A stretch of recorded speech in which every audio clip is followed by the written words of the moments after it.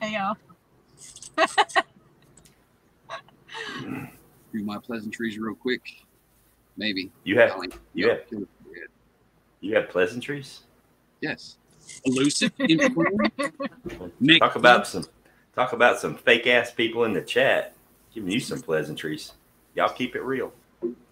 Joe, Front Woods, Moonlight, Ohio, Monique. Who else we got in here? That's it. Well, we got 10 people watching. We got 3 people? Moonlight Gypsy, Billy. Hey, y'all. Hey, Money. Spotted Fawn. So we'll give it 2 minutes or so, and you don't know how that shit goes.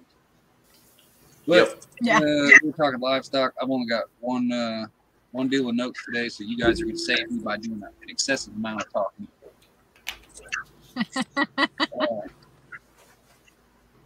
I can do that. Basically, I want to get into anything living food,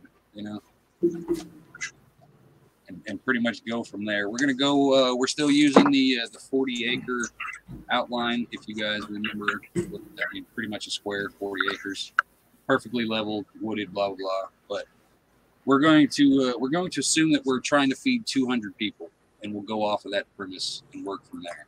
Sound like a plan? Yeah. Roots, Deanna, Silverback, what's going on? Militant Roots, what's going on? Double Roots. Yeah. So, well, we're at 2 minutes. Let's go ahead and get into it then, y'all.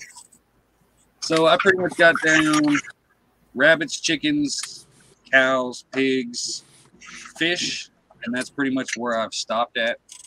I mean, we can get into the pheasants and stuff like that if we can. All right. But basically, what I've got is she disappeared. She's sitting in the car, y'all. She'll be in and out. Like, see what I say? 20 minutes backstage, not a single glitch in her internet. As soon as I hit the live button, she's disappearing. Yep. Can you hear me? What? Can you hear me? Huh? Yeah, we can hear Shut you. up. Kind of. Asshole. All right. So I've got the basic Google averages for meat consumption is 264 pounds of meat per person per year is basically what the Google average says. But that's, mixed up between all kinds of different critters. So I guess we'll just get into it. Since you guys got more experience, Ghost knows the rabbits and things. Milk knows the cows. So I guess basically, how many rabbits do you think it would take? Like if we're starting off with the 200 people premise, how many rabbits, how many cows, et cetera, and we'll just go from there and see where the conversation takes us. Well, here's the thing about, I'm looking at it from I look at everything from a grid down SHTF scenario.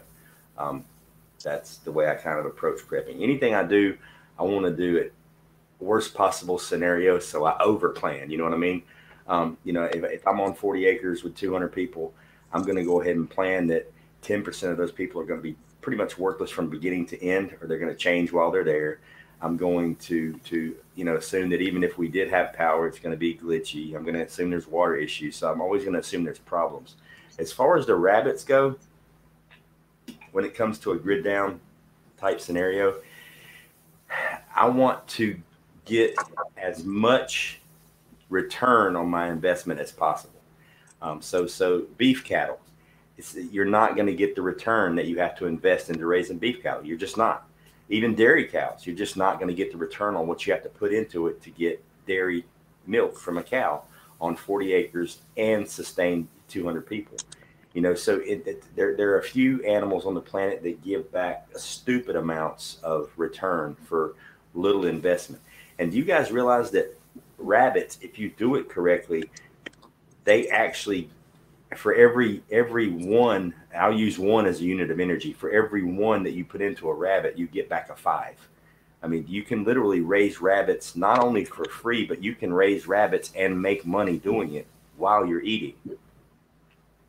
And just for a little bit of math here, one doe, which a doe is a female rabbit, can easily produce in excess of 100 pounds of meat per year. That's like lowballing. You figure one doe, and say if you breed her 6 times a year, which is that's a very low breeding rate. You can breed them upwards of 8, sometimes 9 times a year, but that's an aggressive breeding schedule, and you'll wear the doe out within 2 years. If you breed her a little less rigorously, she'll last for 3 to 4 years. But if you're really pumping out rabbit meat, you're going to be replenishing your does as fast as possible. So if you're trying to feed 200 people, I'm aggressively breeding rabbits. And the thing is about rabbits, people are like, oh my God, I can't believe you breed them so much right after they have babies. That's what they do in nature. That's what in the wild, the first 5 days after a rabbit gives birth, 80% of the time she gets pregnant again immediately, because she goes into a massive, crazy, super horny breeding heat stage, and she rebreeds almost immediately. And doctors have found that rabbits that breed on a regular, continual basis are actually more healthy than rabbits that don't breed regularly. It's really, really weird. They're one of the few animals on the planet that just wants to stay pregnant all the time. It's healthy for them. But you figure if you breed your rabbit, one doe, 6 times a year, and she has an average of 6 kits or baby rabbits every single time, that's 36 rabbits a year. If you breed them out to anywhere between 10 and 14 weeks, you grow them out, you're going to get an average of 2.5 pounds of meat off of a 4 to 5 pound rabbit. That's 90 pounds a year from one rabbit, and that's half-ass breeding her. If you're breeding her 8 times a year and she's popping out the same average of 6 kits, that's 120 pounds of meat from that one doe per year. Now, here's the crazy part, and you guys have seen some of my kits. Za, every time she gets pregnant, she has 9 kits every single time. It's 9. So if you figure that's a huge average bump. So that'll kick up her production over any other average rabbit about 60 to 80 pounds per year, just because she has more babies. And what I've got going on here right now is I've got 5 breeding does for my buck. So I'm breeding 5 does. Now, if I breed them 8 times a year and I average only 6 kits off of my 5 does, that's over 600 pounds of meat per year off of just my 5 bunnies. Now, if I'm really breeding for meat, say I could easily run 12 does in my system in my backyard right now, the way I have it set up. I can run 12 breeding does and put them on schedule and just work it. That's over 1,500 pounds of meat per year. That's more than enough for me, my family, extra people, meat to sell, things like that. How much space do you think that would take up? Like, I can tell you exactly how much space it takes up. Well, I mean, like, as far as, like, give me like a rough guesstimate. My cages are set up, they're 2 foot deep, 2.5 foot, they're 3 foot tall. They're 2 by 2 by 3. There's plenty enough room for a rabbit to run around, stretch out, lay out, the whole 9 yards. But so it doesn't take much room at all. You're talking about a footprint of 2 square feet per rabbit. That's if you raise them in cages up off the ground. Now, here's the cool part. One 50-pound bag of rabbit pellets, it runs around, I found them anywhere from $16 to $22. And the cool part is you can breed a female rabbit and open a brand new bag of feed, and you can feed the mama rabbit and all the baby rabbits from that one bag. It costs you $20 to grow out 8 baby rabbits.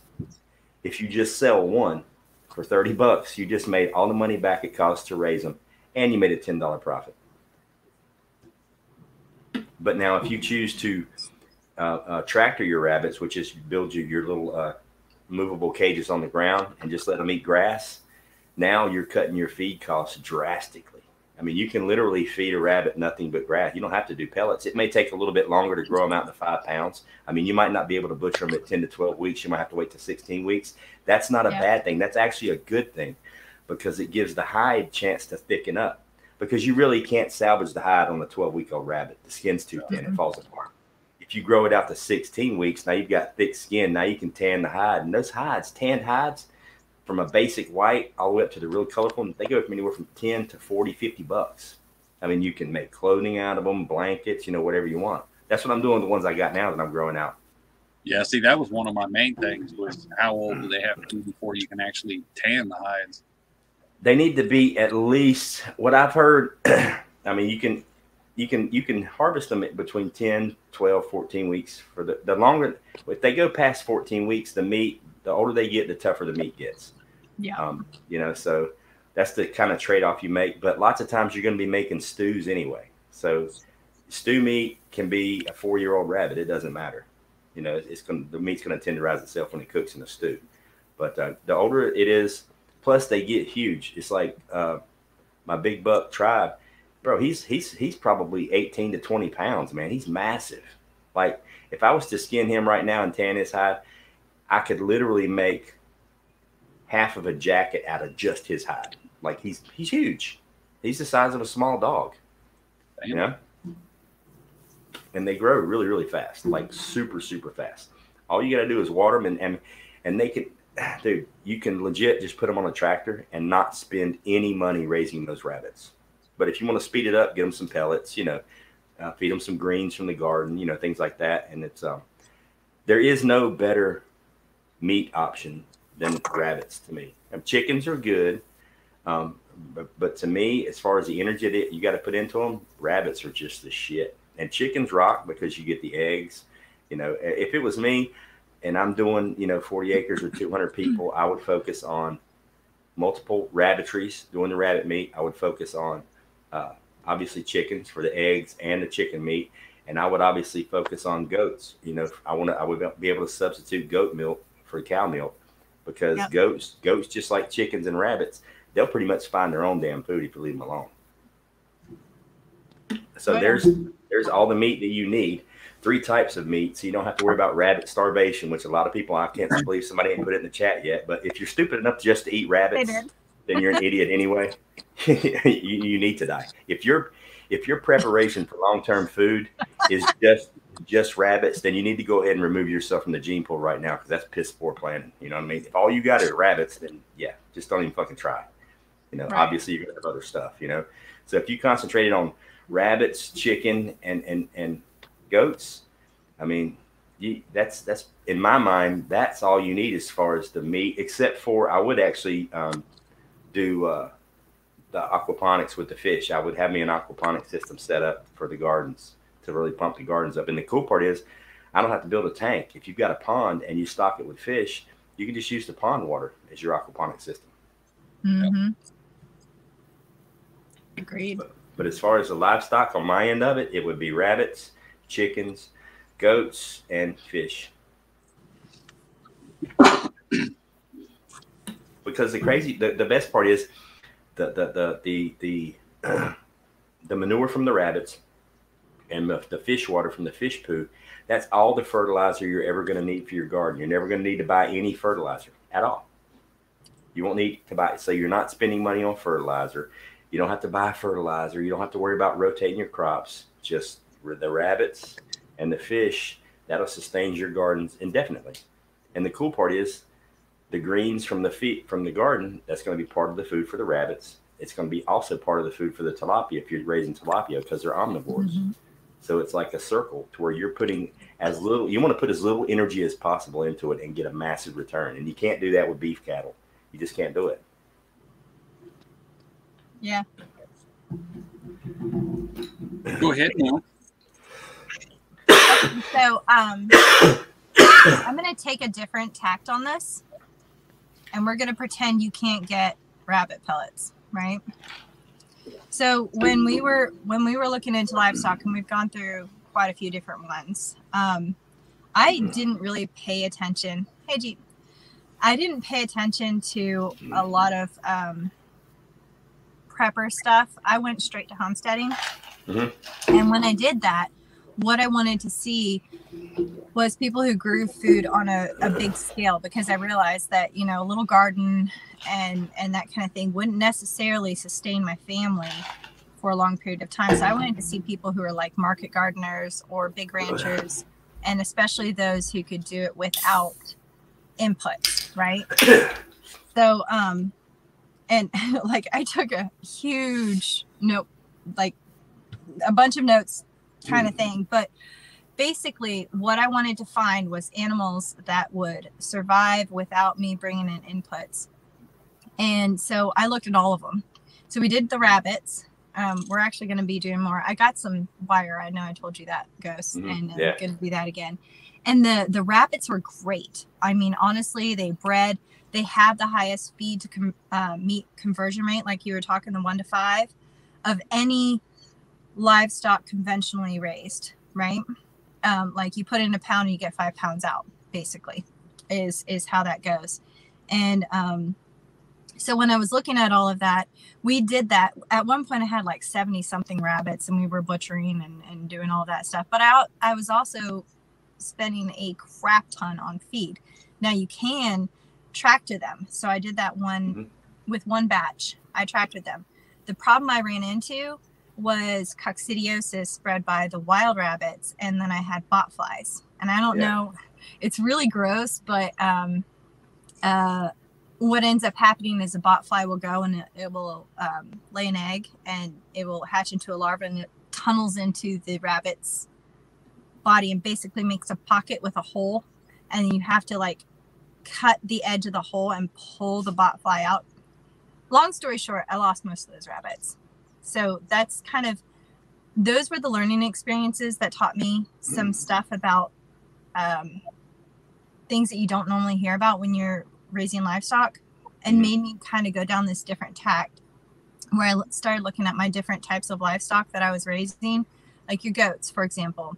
A lot of people lose them to worms, right? And sheep, definitely sheep. I lost so many sheep. That's why I ended up getting rid of them, right? But that made me start looking at breeds or particular animals that had a high resistance to that, because we have dewormers in conventional farming, right, that will eradicate the worms. We don't realize that it's also eradicating some of the microbial activity that's in the soil when they crap out that stuff, and they actually produce more resistant lines of intestinal parasites that will then be resistant to the dewormers, right? So that led me down the tact of, like, say, cows, goats, sheep, all of that stuff. I'm getting ahead of myself, but basically what you want to look for are hardy animals that can live without you putting a crutch under them. And it doesn't matter, honestly, what animal you have. It depends on your land, and that's the big thing when it comes to larger livestock like cows. Goats, not so much, but you do have to be cognizant of that when you're planning out, like if you're planning out a community, you know, on a certain acreage, you're not going to be able to do what I would love to do, which is you have an area you can sustain a cow, right, year round without feeding hay or grain if it has the right genetics, the right body type, the right breed, so that it can survive with you intensively rotationally grazing, which is like a rancher thing that they're starting to figure out. Some ranchers like Greg Judy, people like that, where they don't have to feed hay, which is incredible, but you have to have the space to do that. So when it comes to like a milking animal, you probably would move towards a goat, which, you know, Kiko Goats, I don't know if anybody's familiar with them. Are you familiar with them? Basically the Kiko Goat was developed back a while ago in New Zealand. What they did was they rounded up all these wild goats, and then they started culling them intensively. Like if a mother had problem giving birth, gone. You know, if they died of parasites, gone. Well, obviously gone. But if they had any issues with that, they just started culling them. And what they ended up having was like the super goat that would put on weight, live on very little, and then not have any issues with intestinal parasites, which was the big deal, you know? But I guess like all of that I try to find breeds and types of animals that do not require inputs. Right. Because in a shift situation, you're not getting any kind of inputs, and you need to know how to like feed them without bagged feed. They need to be able to survive. And well, if you did the produce. because a lot of people were saying from the beginning, it's basically to have two different fields. One field that's dedicated to nothing but actually growing straw to put up over the winter time or whatever. Mm-hmm. So how much space do you think that would take? Because if you're figuring what an 800-pound cow, you're getting roughly 300 pounds of meat, somewhere in that range. Yeah, probably. Normally I'm thinking like 1,000-pound cow will yield roughly 500 to 600 pounds, something like that. I could be wrong. If Tiger's in the chat, she'll probably correct me. But yeah, I think it's about that. Would it be more effective to do, okay, this is a designated cow field over here, and this field is nothing but growing grass without bringing them back and forth, or would bringing them back and forth actually help the situation? So when it comes to ruminants like sheep, goats, and cows, one of the best things that you can do for both your field health and getting more food out of it for the animal, and also the field health, meaning it has a chance to grow back. The plants have a chance to grow back because when they graze. All right. So do you mind me telling you about rotational grazing a little bit? That's what you're here for. Yeah. Okay. So the typical thing is to throw a bunch of cows out into a field, let them eat, right? So in order to understand grazing for your cattle, you need to understand grass growth and how to optimize that. Because if you just throw some cows out there, what they're going to do is they're going to go and they're going to pick and choose all their little favorite spots, right? They'll leave the weedy parts. They'll just go back. And then what happens is within 3 days, you're going to have regrowth on that grass. And that's tender and it's sweet and they love it, right? So they go back. It has the highest energy too. So they go back and they graze that again. And every time they graze, the root structure shrinks some. There's like a correlating death of root, right? So if you just leave them there, what they'll end up eventually doing is grazing off all the good quality stuff. And then you're going to end up with a field full of weeds, which is why you have farmers that go through and they bush hog. I do too, right? With rotational grazing, what you do is you take like a square of land and you cut it up into pieces. Not at first, but what you do is you give them a little tiny section. So they eat, they crap, they pee, and they're not as selective because they're eating everything that's there. Then you move them to another section and they do the same. While they're moved, they can't regraze that section that they were just at. So that root structure has a chance to grow deeper, and that increases its ability to harvest water from the soil. It increases the soil quality, plus all of your fertilizer that's coming from your animals. It's dumping, a cow will dump 50 pounds of crap out their back end. That's a lot of fertilizer, right? So it's more evenly distributed because it's in a smaller area, and that area has a much longer chance to grow, because if it's too short, it grows slow. If it's too long, it grows slow. If it's in that optimum, like 4 to 8 inches, it grows super fast. Joel Salatin talks about this. But so what you do is you rotate them through all of those paddocks, and by the time you get back to this one, not only have you broken the parasite cycle, like, because parasites have a cycle, and if you've broken that, then they can't reinfest the parasites back, which helps with your parasite issues. You've increased your root structure in your plants.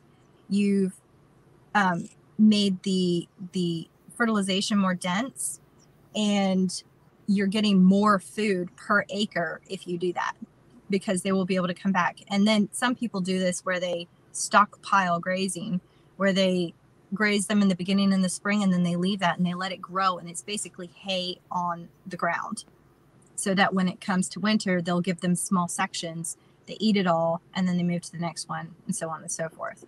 That's what basically, you know, management intensive, high intensity grazing, rotational grazing is all about.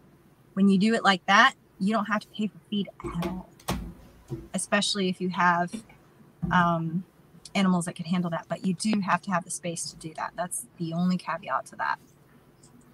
Like, I love your whole concept. I love the whole concept of the community, the 40 acres with 200 people, and trying to figure out how to get the right animals and all the right aspects to making it work. But I'll be honest with you, Hutch. If just me personally, I think one of the areas I would look at numbers wise and changes is maybe not having 200 people. You know, because if you could back down the people a little and just go with 100, you could really. That's just kind of a rough estimate, because we haven't narrowed down exactly how many people it is. You're talking 200 people. That's 52,000 pounds of meat a year at 260 pounds per person. But that's including 6-month-old babies all the way up to 90-year-old people. You know what I mean? So right. So that is that an average? If it's an average at 260, I mean, all right. Say you've got the little ones and you've got the old ones. Maybe you've even got a couple of vegans or vegetarians in it that don't really like the meat that much. You're probably still looking at. You probably take a good 40,000 pounds of meat protein for 200 people. Now that can be divided up between rabbits, chickens, goats, whatever. And because logistically, if I'm running 12 breeding does, I can produce enough meat, just rabbit meat, to feed probably 25, 30 people, maybe 40 people. If it's subsidized with a little bit of chicken meat, a little bit of, goat, maybe some fish, to where you're not just eating rabbit every single day. If you're doing rabbit, say 3 days a week, because it is the highest producing meat there is. If you're doing rabbits 3 days a week and you're running 12 does, then you're looking at producing, you can probably do 100 people off of that if you space it out 2 to 3 days a week on rabbit meat. Seriously. And the thing is, we're talking a lot of high protein crops, like, your beans, your legumes, things like that. I mean, because pintos, man, that's some serious protein. You can really cut back on your meat consumption if you're throwing in some good quality vegetable protein. But, that was my whole thing. I'm looking at 40 acres, 200 people. There's no way I can logistically make room for a cow just because of the space that it's required. And with 5 breeding does, I can produce more meat than you'll produce from that cow, and it won't cost me anything. And there's all that space that we're not being used. Well, there's got to be a way, because the average for beef consumption is roughly 150 pounds per year per person, somewhere in that range. So it's not a ridiculous amount. No, but there's I think it's 10 or 20 acres dedicated to just cattle. To be fair, like in the situation that you're talking about, your best bet is not a cow, it's a goat. Because, and here's why, and it really does depend on where you are, what your weather is, what you can grow, what you can supplement their feed with what you grow. But a goat, number one, has multiple births almost every time. And those Kikos, man, they have up to 5 freaking babies. I think it's Armstead Family Homestead, or Arms Family Homestead, I think. He raises those. Yeah. He had like quintuplets. They do milk, they do meat, although I don't think they're primarily a milk goat, but you can milk any goat. I mean, it's like you can milk any cow. It's just you're not maybe going to get as much if it's a meat cow versus a milk cow. I mean, people milk those Scottish Highlands like Thorhaven Farm has. But goats are probably your best bet, especially if it's wooded, because they'll eat a whole bunch of the stuff. Problem is, if you can blow smoke or throw water through a fence, they can escape. Yeah. They're a pain in the ass. There's a reason why I've had goats 3 times and I've gotten rid of goats 3 times. They will eat your whole dang garden. And another thing too is, if you're talking about people surviving off of what you're growing, you're going to have to put so much energy into a cow that's going to take up 1,000 times more room. And if you've only got one cow, what happens when it dies? You can't replenish that.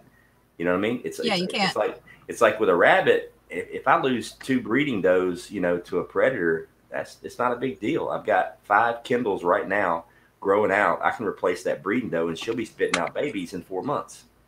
Yeah. You know, so it's a process to where you've always got babies at different stages, to where if you lose one, you can slide one in. It's like right now, I have a backup buck and I have 2 backup breeding does right now, just in case something goes wrong with the ones I have set to breed.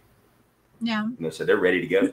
And the same thing kind of applies with chickens. Like, for example, everybody feeds chickens chicken feed.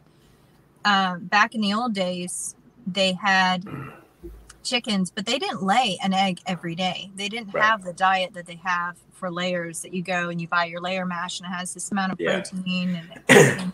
Those chickens scrounged and they laid less. And they also were broody mothers too, so they would have more. One of the ideas we had with our chickens was we'd have our main rooster with our flock. We'd also have, and this sounds bad, but in a survival situation, it is what it is. Roosters will fight, you know, the cockfights. So you'd have 2 backup roosters from whichever batch of chicks that you had. You'd put them in cages. They can't kill each other. So you have a backup rooster in case something happens to your rooster. Mm-hmm. You know, same thing kind of with the bucks with the rabbits, because I love rabbits. They are really awesome. They're stupid easy. I mean, they're so easy to raise and they're so inexpensive and cheap. It's a no-brainer. There has to be rabbits. I mean, they are. And if you add pigs in with that, and I'd love to get into that topic because I love pigs.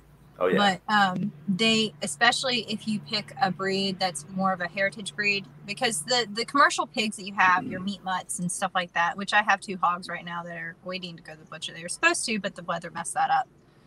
But they take in so much feed versus the coonies that I have taken next to nothing. And those are the types of pigs that you'd want to keep. Now they're lard pigs and they take longer to come to maturity. They have smaller litters, but they can literally live in scraps and junk and butchering leavings, you know, that kind of thing. Those are the kinds of things that you want to keep, because then you can pair that with your rabbits.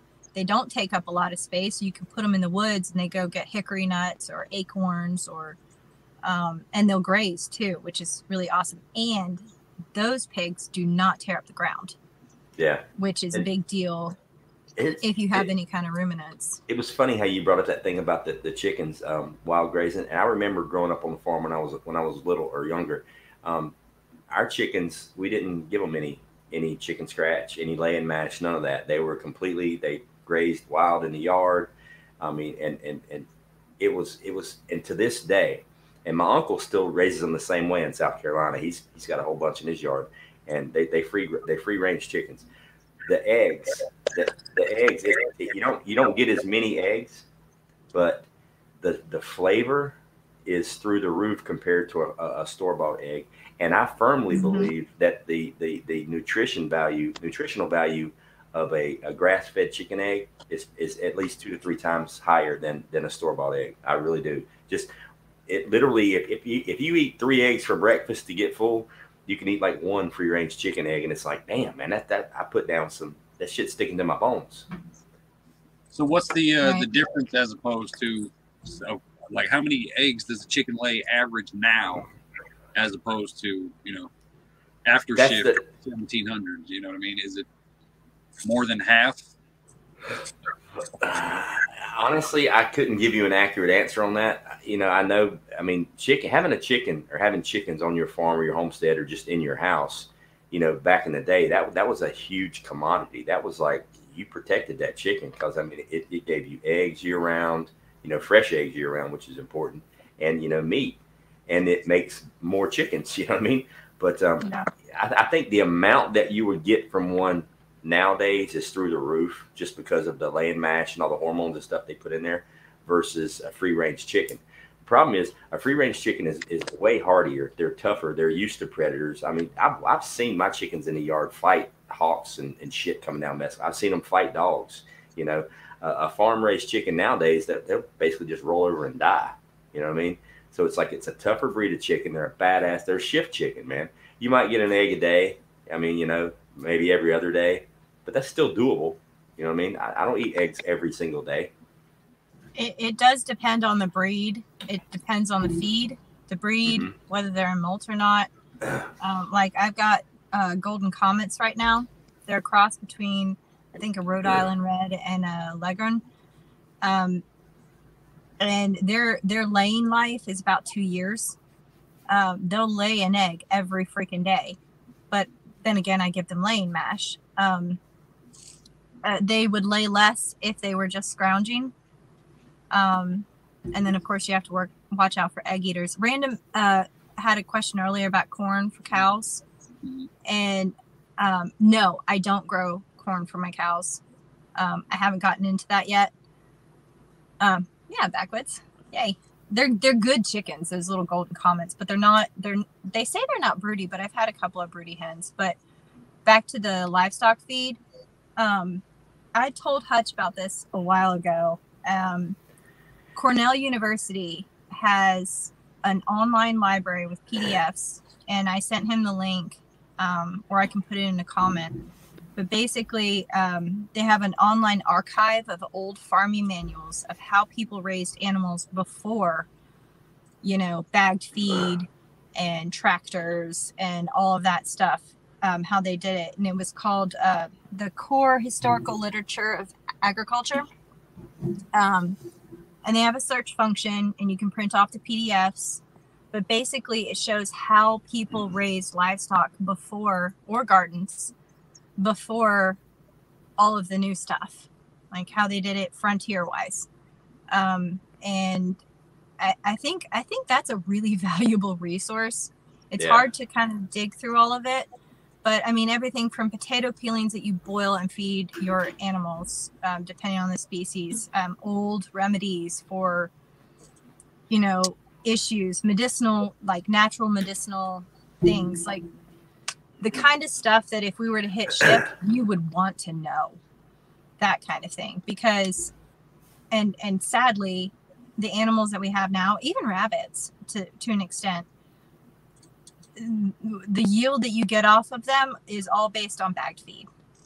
Yeah. So like you were saying earlier, Ghost, you know, if you tractor them, and I found that to be the fact, if you run them across the yard, you know, just have a little cage on the ground, and they do dig out, they're little buggers. But if you move them across, there's a, oh shoot, I can't remember the name of it, but there's a farm out in Kentucky that does workshops for butchering hogs, and they raise rabbits and stuff like that, but they tractor them. But they said that they found that even when they tractored them across pretty lush grass, they still had to supplement some with pellets for the vitamin content that they were missing out on, because, you know, wild rabbits, they go everywhere. They chew on bark. Well, I'm supplementing my rabbits menu this year because I'm in North Carolina, so I have quite a lot of pine needles. So that's a really good source of vitamin C, and they love pine needles. And then also I'm going to grow a lot of really dark green, healthy nutrient greens like collard greens, spinach, kale, Swiss chard, things like that, and ship that straight to the rabbits like daily. So I think I can come up with a nutrient rich, natural free. Right. I may grow my own wheatgrass. I may and do and elevate it, because that's one of the reasons why I raise my rabbits in cages up off the ground now. It's because we do have a lot of wild rabbits in North Carolina, and I don't want to get them sick, you know, from all this shit going around. So that's why I have them off the ground. Otherwise, I would tractor, but I don't want to take a chance, you know, and get them all sick. I ain't doing that. So that's why I'm raising mine up off the ground, and it is a little bit more of an expense by, you know, building the cages and doing all that good stuff. But like I was saying, Hutch, I've got 2 cages right now. Each cage holds 6 rabbits, and each cage can hold multiple rabbits at one time. You don't have to have just one rabbit in there, as long as they're like litter mates and this male or female. Like I've got one cage right now with 3 males in it from the last litter. They're 8 weeks old, and they get along just fine, and they're in the little cage, happy as can be. They're kind of like fish. When you put them together, they'll school. But if you raise them, their whole life in a cage by themselves. Did you try to throw them in a cage with somebody else? No, they're tearing shit up. But since the day they were born, they've been in the cage together, so they're fine.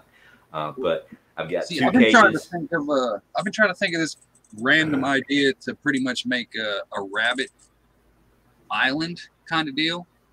To basically just get some maybe 6-inch PVC or CPVC and just make like a grid of tunnels and then just bury that shit.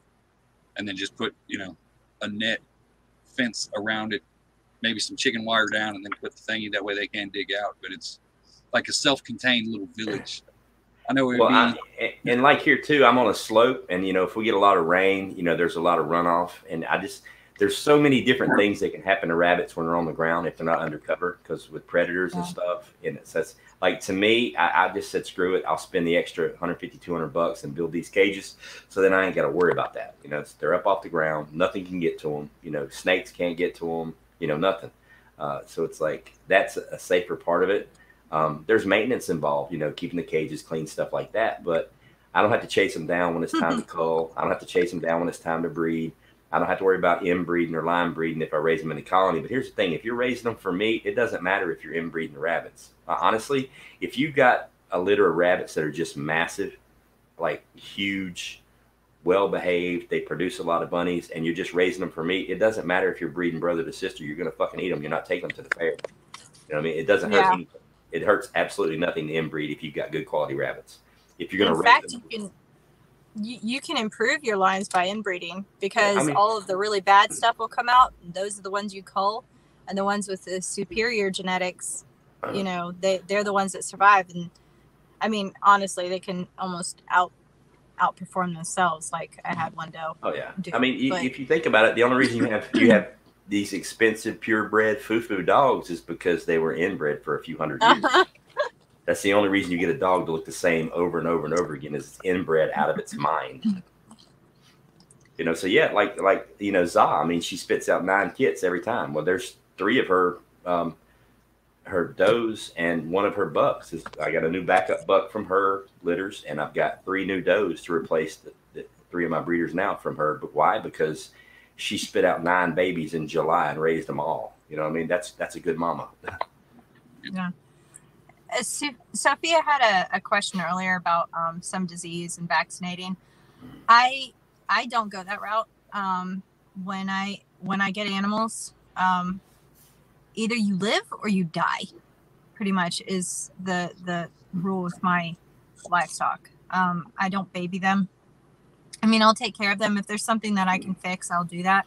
But I won't put crutches underneath them, because that's just, especially if I'm breeding them, that's just going to perpetuate, it sounds bad, but perpetuate weakness.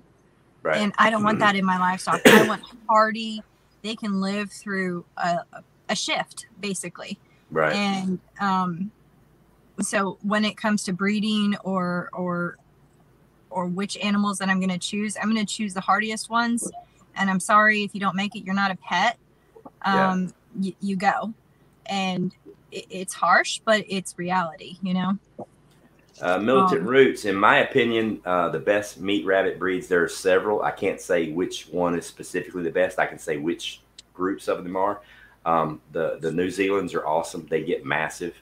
The Californians, and a New Zealand Californian cross is good.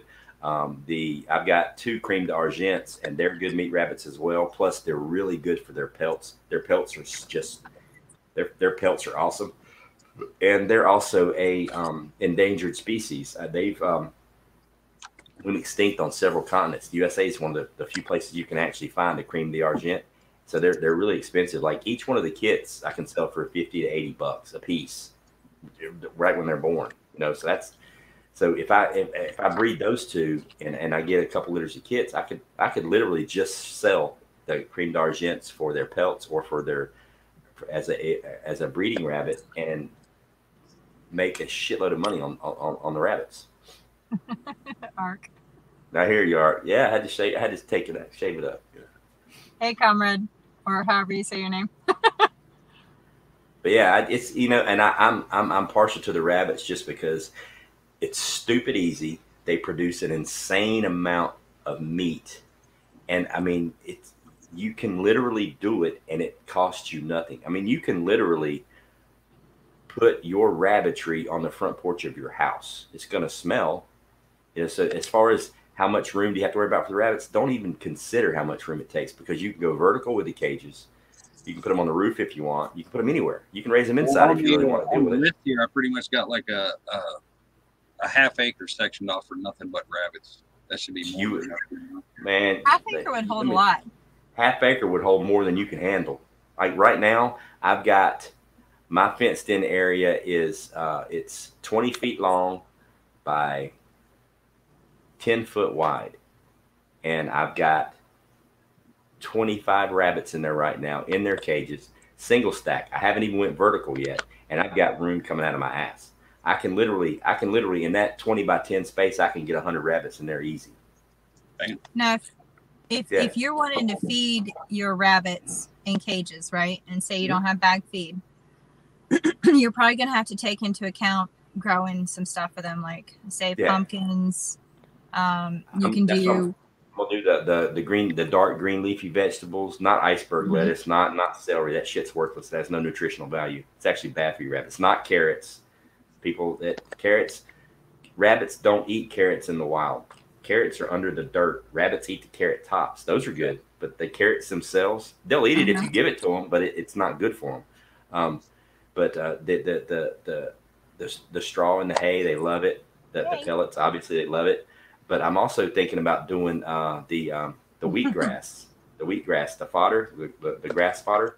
I'm actually thinking about building a raised garden bed that the wild rabbits can't get to, and section off a plot, maybe 3, 4, 5 square, 100 feet square, and just growing thick patches of wheatgrass that I can just reach down and butcher out a section, and or I can section them through it and feed them. I can basically tractor them on their wheatgrass if I wanted to. You know what I mean?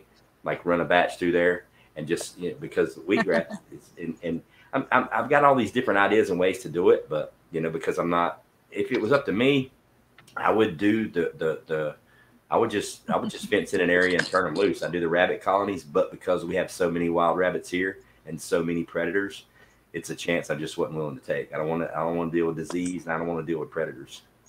So is it the disease only from coming in contact with a wild rabbit? Well, the wild rabbit situation. Coccidiosis lasts a while in the soil. Yeah. Coccidiosis is species specific.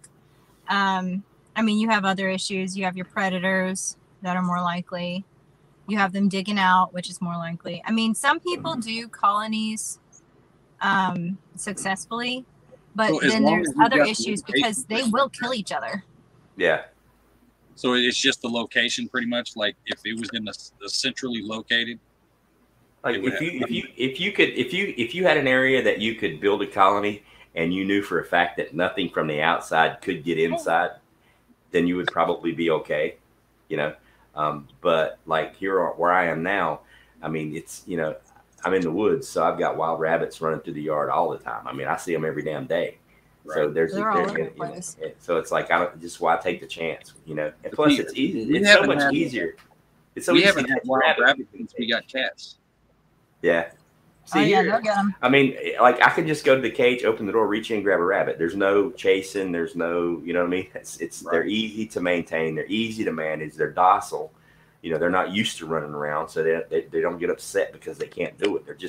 They're laying in the cage, getting first class, treatment. Somebody's bringing them food and water every day. If you're the buck, you're getting laid on a regular basis. These are happy fucking rabbits. You know what I mean? It's like all I do is eat. All Tribe does is eat and fuck. That's all he does. He's just now. Is there a way, like when you start going vertical, then you got to start getting crazy with the like the shit slides, right? Yeah, you just put a ramp, roof tin, make plywood. It a good angle. Yeah, trust me on this one. Yeah, get you a good 45-degree angle, and you're fine. Well, is there a way to do it? Because I'm assuming you've got the holes in the bottom of the thing. So, isn't there a way you could do it to say like this is the bottom of the rabbit hutch?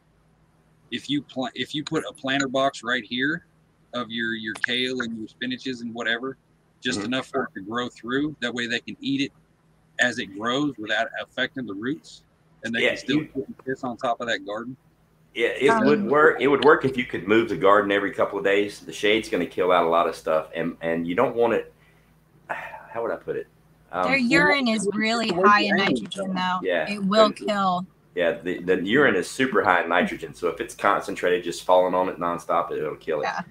You know, the rabbit urine is actually good for the garden. It's a good fertilizer, but not like in super high doses in one spot. Now, Sawyer Ridge Farms, he did a really good video, and he's where I learned how to build my cages. He built a rabbit tractor, but it was high up off the ground, and it was on skids. And what he does is he hooks it to his tractor, and it probably weighs a couple hundred pounds, but it's got several rabbit bays all down in front of it, and he tractors them in his garden all winter long. So he lets them fertilize the garden all winter long, and every day he'd come out and he'd pull the tractor forward a little bit. So they're eating and they're shitting in the garden, so he's not having to spread the fertilizer. They're basically doing it for him. So he tractors them across the garden all winter long and then plants in the spring. But there's so many different ways to do rabbits, bro. If you went on YouTube and just started Googling meat rabbits and looking how people do different things with different cages with PVC pipe and this and that and the other, it's like, holy shit. I mean, you can literally, like, as long as you can keep track of it, but it's like my rabbits. I mean, they're born here. They're used to me. I play with every one of them. I pet them. They're used to my hands. They're used to my smell. I've had several of them get loose. I had one get loose. I just got him back 3 days ago, and he's been loose for 2 months, running around the yard. But here's the thing. He didn't go anywhere. He would be waiting at the back door every day when I'd come outside to feed. He's at my feet when I'm filling up the water buckets. He follows me to the cages. I'd feed him. I didn't try to catch him. One day I just left the gate open, and one day he decided to come on in while I was in there feeding the rabbits. He came in, I picked him up, I put him right back in his cage, and I mean, they're so easy. It's almost ridiculous how easy it is. And watching how fast they grow is the crazy part. You know, yeah, I do have one pet rabbit. He's the dwarf rabbit because I had, just for some random reason, Zah spit out one that's about a third the size of the rest. So obviously I'm not going to put him in the breeding program, and it'd take 15 years to grow him out big enough to eat. So he's just going to end up being he's going to be the mascot. I'm stuck on this. I want to try this. All right. So it's just the urine that would pose a problem? Oh no, the urine is because it's like, dude, rabbit piss is fucking insanely potent. Like, if a rabbit pisses on you, you're gonna know about it. It'll eat your wood. Yeah, it's like super condensed. It's way worse than cat piss, in my opinion. But yeah. Like, and and just rabbits, think, like, if the same kind of concept with a planter, but if you had like a screen on the bottom that was maybe 6 inches deeper than the roots, you know, that way you don't have to worry about roots coming out. Would that? I mean, I think it would probably work just fine. You would get some growth, but you're going to have reduced sunlight because it's going to be in the shade for quite a bit of time. But see, like, I was thinking, like, on my greenhouse, I was looking at it today. Like, I literally don't need the roof because all my main sunlight comes in from the side walls. Right. So it can, you know, based on how you set it, you could still the have problem. It'll probably work. The only problem you're going to run into is the direct sunlight on the rabbits. That's not a good thing. Your rabbits need to be in shade. They don't. Yeah, the heat will kill them way quicker than the cold. So you need to have in Alaska. Yeah, true enough. I mean, it'll probably work. Try it out. It's a good experiment. You know, I don't see why it'd be a problem. Yeah, I mean, as long as you try it out, fuck it, why not? Well, here's what I would do if I were wanting to harvest all of that fertilizer, you know, with the pee and the poo. And this is what I did. I had my hutches. I just took a shovel and took it to another spot. That's now, for a while there, I experimented with mixed grains versus pellets. And they would be picky and they'd dig through it and stuff. And then seeds would fall and then they'd sprout. Some would sprout, some would not. And where they concentrated, because they honestly have kind of like little pea spots that they go in. Yeah, they pee in the same spot over and over and over. Those areas would never grow. And yes, GTP, it would eat wood. Yeah. That's why, honestly, if you're going to build cages, if you're going to do the cage thing, you don't want any wood at the bottom part of it, or if you have a buck, anywhere on the sides, because the buck, well, they flick pee. Like, it's their kind of greeting when you go to feed them. The bucks do. I mean, they'll piss all over you. Yeah, they'll piss all over you. Yeah, they're like, hey, and then they pee on you. It's like me that I'm upgrading my cages because I need more support on the bottom because of the weight. So I've designed a new setup. It's going to be 2x4s, and there'll be a support beam underneath every 2 cages. That'll be a 2x4. I'm either going to split a PVC pipe in half, heat it up and melt it, and cover the 2x4 with it, or I'm just going to make it where they're easily interchangeable, where I can swap it out every few years. Because cost wise, it'll be cheaper doing it that way than trying to get a welder and doing it out of metal. I mean, it still corrodes metal. Like it's That's impressive. That's what I'm saying. So what's the point? I'll just do it something that's quick, easy. I can swap out a 2x4 in a minute, and they're just there for the weight. I just kind of winged a couple of hutches based on what I had at the time. The first one I bought stuff for, and that was stupid. The second one, I just had the wire that I bought, and then I used pallet wood. But yeah, and they'll gnaw on the wood too. If it doesn't have any kind of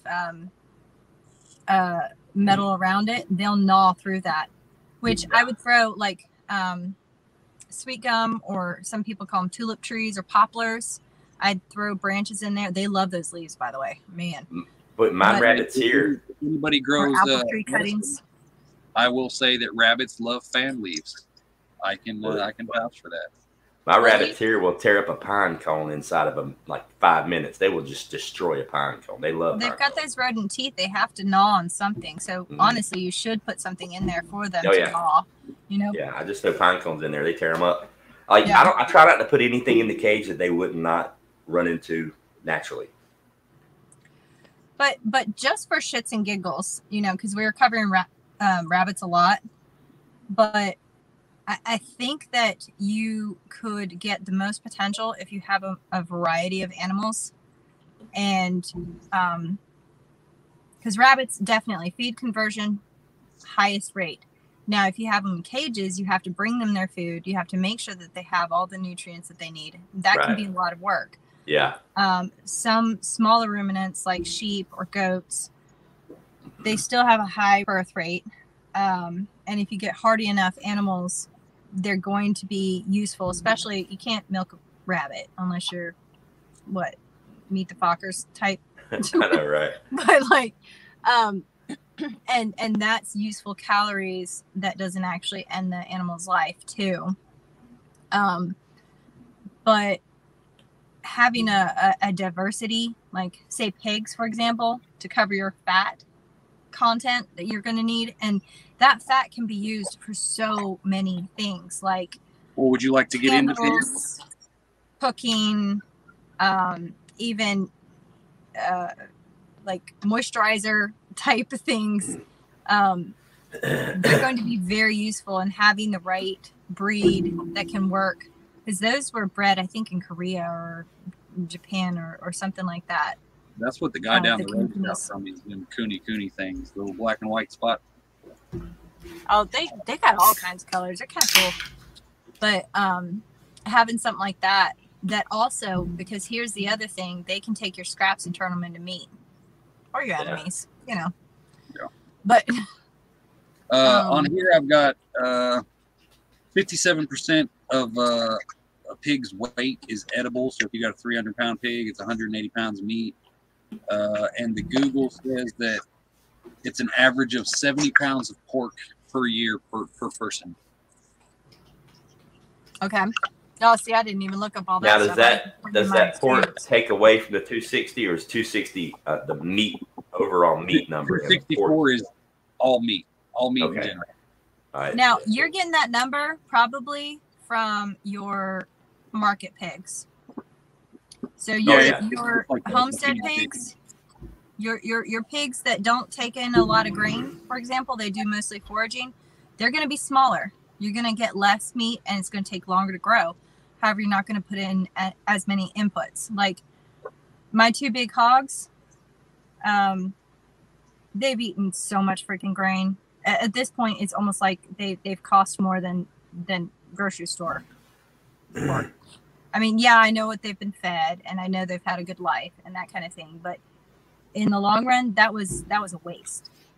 But if you have smaller ones that produce, they're going to have more fat, but that fat is usable, especially if say you have rabbits. and you want to mix the fat with the lean protein, because like rabbits have twice the protein of chicken and half the fat, something like that. Meat chickens are kind of stupid unless you just want to eat chicken. Yeah. When it comes down to it, like the cost of it, and I'll still do it right now, but when it boils down to it, chicken will be like when that hen finally stops laying and she goes into the stew pot type deal, or it's a rooster, and I'm not going to put a whole lot of feed into that rooster because it's a waste. You think it would be better to have like 10 600-pound pigs, or like 20 like small pigs? 20 small pigs by far. Your animals generally, when you're looking at feed conversion, the smaller the animal, it kind of depends with ruminants, but if you rotationally graze them, that's not as much of an issue. But if you're not having to dump a lot of feed into the front end of a cow to keep it big, because everybody wants bigger, but that's not necessarily wise when it comes to sustainability. Right. That's why you butcher a rabbit between 10 and 14 weeks.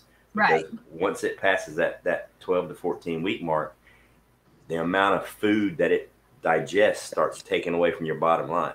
So you can grow them bigger. I mean, you can butcher a 20-pound rabbit and get, 8, 9, 10, 15 pounds of meat off of it, but it's going to cost you 3 times as much to raise it out to that age. And is the meat different? It's tougher. It's tougher. It's tougher. The older the rabbit gets, the tougher the meat is. Yeah, once it gets past 6 months or so, maybe 8 months, it's definitely a stew rabbit. It's got to go into the pot. So basically, it would seem to make more sense to have animals that you could pretty much raise for a year and then do like an end of the year harvest party on everything. Just, Yeah. Other than rabbits, yeah, because rabbits you can start harvesting, 3 months after they were born. Every 3 months, you're harvesting from that mom's litter, and you're breeding her, 2 to 4 weeks after she gave birth. I breed her. She gives birth. I breed her 2 weeks afterwards. Then I wean her 2 weeks after that. Then she gives birth again. So it's pretty cool. All right. Now I know some people, they mix their chickens and their rabbits, and I've seen that combination to where they'll have the rabbits in the hutch, and then the chickens will sit there and scratch the rabbit shit and spread it around and do all that. You pretty much go in and shovel out the chicken coop. Yeah, I've seen that before. Is that something that's worth? It's doable. It's doable because the chickens are going to get a lot of extra protein from the insects they're going to be eating that are going to be down there around that rabbit manure. So they're going to keep the insect level low because the manure is going to draw insects to it. So the chickens are getting free protein. They're scratching through the manure, so they're giving it's getting aerated good. But you still got to go in there and shovel it up and take it where you want it to go. And the only problem is chicken manure isn't cold like rabbit manure. So you may run into some issues where you're putting some hot manure onto your garden versus rabbit manure. You can shake the rabbit right over the plant and let him drop his load and it won't hurt a thing. But chickens will kind of burn it up. Doesn't chicken manure need to cook for like 6 months at least? Yeah. But if it's mixed in. Because I know I was mixed in. It's chicken manure is hot as shit. I know you got to let it. Yeah. I know I usually let it sit for about 48 hours or so. Yeah, I know you got to cook it for a while. I mean, I don't think it's as hot as some other manures, but I can see a benefit of mixing the chickens in with the rabbits if they're up in cages, just simply because they're going to keep the insect issue to a minimum, and they're getting free protein. Yes, so that's a good thing. That's a good thing. But is it going to affect the potency of the rabbit manure when you go in there and shovel it out? I don't really know. What, when you shovel out rabbit manure? Well, if you've got chicken manure mixed in with the rabbit manure, is it gonna negate the effectiveness of the rabbit manure by having some hot manure in there with it when you put it on the garden? I honestly, you can quick compost. I forget what the term is for it, but you put enough carbon in with your nitrogen, and it's like called an 18-day compost, but it's intensive labor wise. But I have done that before, and then grown plants in it. basically if it starts to smell like mushrooms, it's done. But yeah, it's really labor intensive. Like it was a lot of work. It's Yeah, super I hot think compost. if you're also diluting it with the rabbit manure, it's not going to be as much. It's not going to be as potent because so it'll dilute down. So you should probably be okay, I would think. Yeah, And it it depends probably if wouldn't. you do hot compost in it too. That should cut it down by a lot. At what age do you stop breeding a doe? That depends on how hard you breed her. If you're doing a super aggressive breeding and you're breeding her, 8-9 times a year, you might get 2 years out of her. If you're doing a soft breeding schedule, breeding her 4, 5, 6 times a year, she might go 3.5 years. But the key to look for is rabbits, to the best of my knowledge, are really consistent on their breed numbers.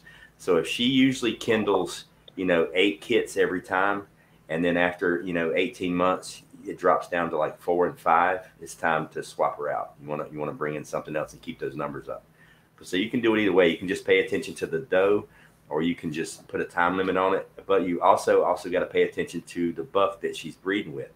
Maybe it wasn't her fault. Maybe it was the buck's fault that the breeding numbers dropped. So another thing I suggest is if you have a good buck and a good doe, it's like Za and Tried, they pop out 9 kits every single time. So that's the only buck I breed her to, period. Now I bred him to another doe and she only had 6.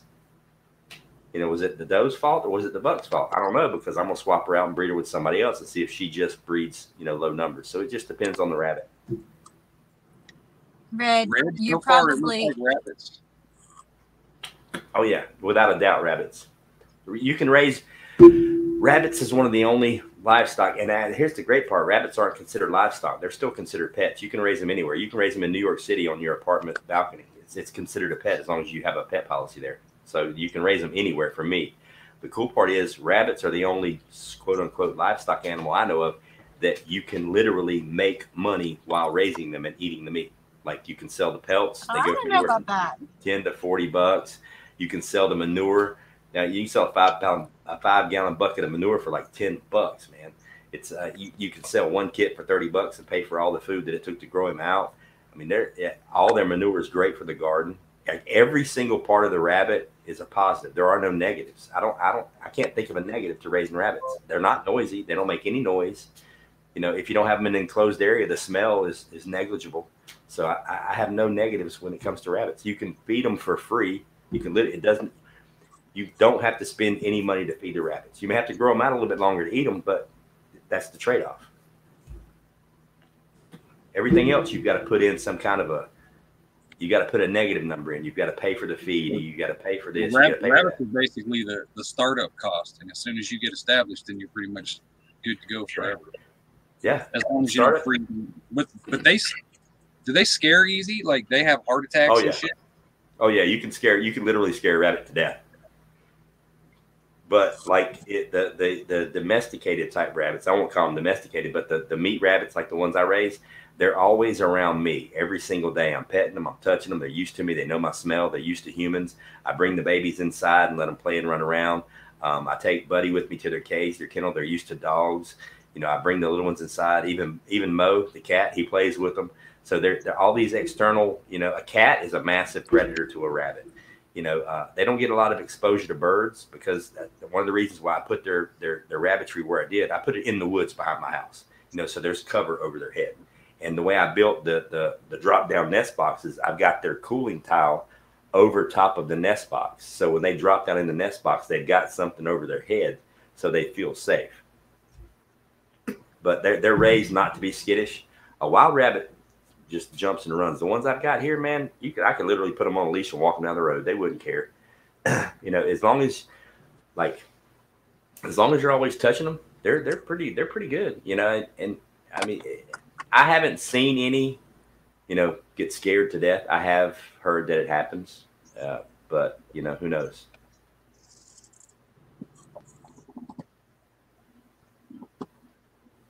Hot aerobic compost, aerobic.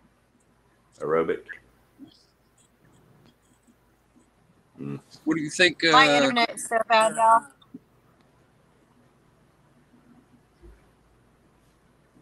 One second, y'all. Yeah, the Berkeley method. Sorry. It's okay. I didn't hear you anyway. My internet is really bad. Is it working now? Yeah, I can hear you now. It helps when I take my camera off. We were tired of looking at you anyway. Hey, wizard. Yeah, I missed half of what you said because it was so freaking bad. Sorry. That's all right. I can't remember what I was talking about now. Oh, I was talking about the rabbits being scared. Yeah, they get scared really, really easy. But the reason rabbits get scared and freak out really, really easy, especially like wild rabbits, or if it's a rabbit that's 2 or 3 months old and it's never been around people, is because you're a new influence on them, and they are a bottom level prey animal. I mean, rabbits don't prey on anything; they eat grass. They're a primary consumer. They're nowhere above primary. I mean, there aren't no hunting rabbits, so they are genetically bred to be scared of everything. So if you expose them at a young age to all these different things around them, like being picked up by humans, being held, being carried, having a dog around, a rabbit around, whatever, it's going to seriously negate that. At least in my experience, it has. Ghetto. And for Ghetto, A couple of months back, Pilgrim was talking about getting some guinea pigs and trying it because his old lady's from Peru. I'm gonna let somebody else try it before I do it. It's like look into all the stuff, the pigs, the rabbits, the cows, whatever. If you've got the room, you've got the resources, you can monetarily. I mean, what's my favorite meat? Obviously, it's beef. Well, no, actually, my favorite meat would be venison. But obviously, raising beef would be awesome. But the money that goes into it, the time, the effort that goes into it, the land that you're going to need, and the risk of if I had a herd of say 4 and I lost 1, that's 25% of my production. If I've got a herd of 50 rabbits and I lose 1 and they're breeding, I mean, she's dropping out 48, 50 kits a year, and I lose a couple of rabbits, big fucking deal. I'm not even gonna feel it. It's probably about time to swap out a new breeding doe anyway. So it's like the numbers to me just work. The double-edged sword on that though is even if you've only got like 5, 6 cows, let's say 10 cows, just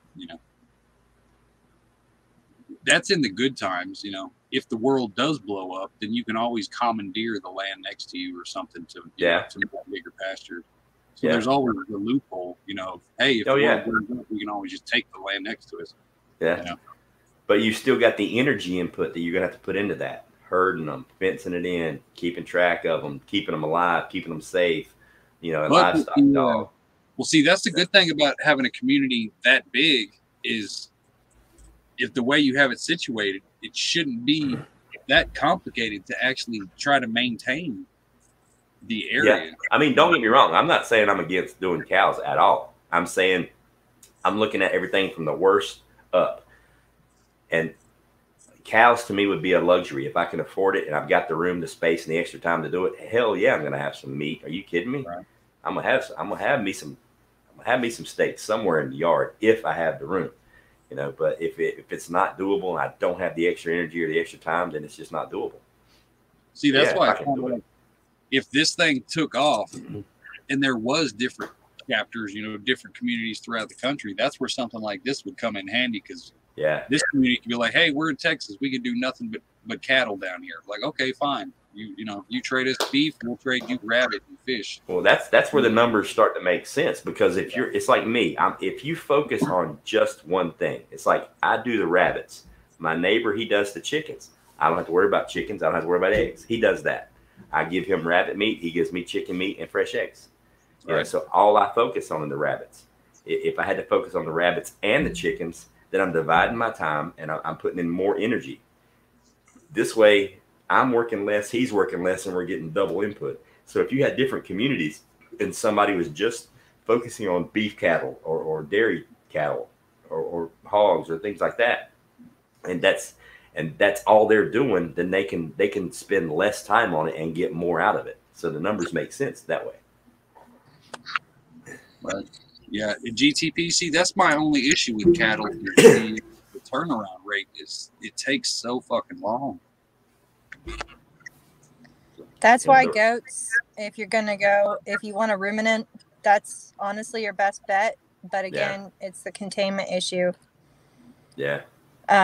Yes, I mean, but honestly, they are goats are a good choice. Now, if you live in a prairie, cows are a great choice. Yeah. But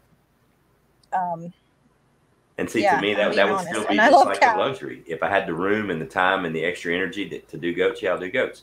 But I know for a fact I can do rabbits. I can raise more than enough meat, and I can make my garden's going to be kick ass. You know, that rabbit manure is no freaking joke. I can raise the meat. I can make sure the garden's kicking ass. I can do it for free with hardly any energy input. I mean, it doesn't take hardly any energy to walk out there and fill up their water jugs, you know. And I'm rigging up a big 110-gallon system with 255-gallon drums, and I'm gonna plumb it into the house with a float valve to where I don't got to go out there and water them anymore if I don't want to. The water is just gonna take care of itself. You know, so I ain't gotta worry about the water anymore. It's just the feed, and you know, big deal. But with the price of beef going up, though, see that. But here's the thing: the price of rabbit meat is higher than the price of beef. The price of rabbit meat is rabbit meat's expensive, man. Rabbit meat is super. They're trying to pass laws right now in North Carolina to get rabbit meat in restaurants because doctors are literally prescribing rabbit meat for people with high cholesterol, because people with heart conditions, because there's no cholesterol in rabbit meat. It's the healthiest meat on the planet. You know, so they're trying to get all new things in place right now to focus on rabbit meat. Because you're getting, I mean, there are places here right now that do serve rabbit meat. They're getting upwards of $20, $25 a pound. Damn. Yeah. I mean, if you look at the numbers, at the nutritional value of rabbit meat versus what, that's what I'm saying. You're putting in like just a little bit of energy and you're getting all this free shit. It's like winning the damn lottery. GTP, there's a lot of sheep around us. There's a guy who just built one, and it's literally 12-foot tall fucking fence he put around his entire field, probably 5-acre field for nothing but goats. I was like, Jesus Christ, that's overkill. What? Yeah. Depends on your goat and how dexterous they are. Just break one of his legs. Yeah. Hobble it. Hobble it. That might be a good idea. Just, you know, tie a rope between his front right leg and his back left leg. Just hobble it. Or it can only take like 6-inch steps. See, I see some of you guys in here are talking about alpacas and llamas. I actually, like, not even too long ago, I looked up because my wife wants a crazy pet to go along with my alligator. So I looked up alpacas and llamas and emus and shit. You're looking at thousands and thousands of dollars for one critter. Yeah. Like the registered alpacas are like $20,000-$30,000 for a fucking alpaca. Plus, you got to watch out. You got to watch out for an emu, because female emus are attracted to male human beings. That they'll try to rape you. They'll try to have sex with you. Say what? It's like a scientific thing. Female emus are like super sexually attracted to males. Like the birds. Mm-hmm. Yeah, the dinosaur birds. They're crazy attracted to human males. I hear they're great meat, though. Yeah. For those who have that tick-bite disease, the alpha something or other, or whatever it's called. I had a friend that raised ostriches, and he used to sell the ostrich eggs and make bank. What are you talking about, goats? What would be a great investment? Goats? See, here's the thing with goats. Like, they really are the most versatile ruminants that you can have, because they will eat freaking everything. And that's also their problem. They'll eat your garden. They get out. They're hard-headed. They're cute as can be. Like, kids are just adorable. But they're creepy as shit, man. We had and he would eyes. He would piss in his own mouth, and then he'd turn around and smile at you with his little demon eyes and shit. Oh. You know, another cool thing too I thought about doing with the rabbits is just growing a patch of grass in my yard, like let it grow super high, like grow my own straw, my own hay, and just come in with a side, chop it down, throw it in the cage. I mean, there's nothing wrong with like growing your grass a little bit high. You can feed the grass to your rabbits if you want to, if you don't want to tractor them. But I'm gonna just experiment. I mean, there's so many different ways to do it. It can't be that hard. No, I mean, honestly, I think there's a book that's out on how to raise your rabbit without pellets. I can't find it though. There's a couple of good videos on YouTube. There's one guy, I can't remember his name. He's a homesteader, but he put out a real good video series on how to feed your rabbits all natural, no pellets at all. And he did say that it is, look, he's like, you're not going to feed rabbits all natural and have them grow out at the same rate that factory manufactured protein rich pellets will grow your rabbits out. It's just not going to happen, period. Yeah. But you can get really, really close. So instead of, if I've got to wait, instead of butchering at 12 weeks, I've got to butcher at 14 weeks for free, and it costs me nothing. Like if it costs me $20 a bag of feed to grow them out to 12 weeks versus growing them out all natural, not spending that $20 for 2 extra weeks to grow them out, and I've already got a cycle built up to where I'm harvesting every week, it's a non-issue. It doesn't matter. And honestly, what's going on? Is it like a dating site in here now? We're talking about people getting dates. That's just Wizard. He's lonely. Oh, poor Wizard. Honestly, and that was honestly my point, Ghost, with any livestock, and that can include cows, goats, sheep, right, pigs, chickens, rabbits, any of those that you want to look into, whether it's on a community basis, like in a planned community, or whether it's just, in your backyard, or you have some property and you want to grow them. The most important thing with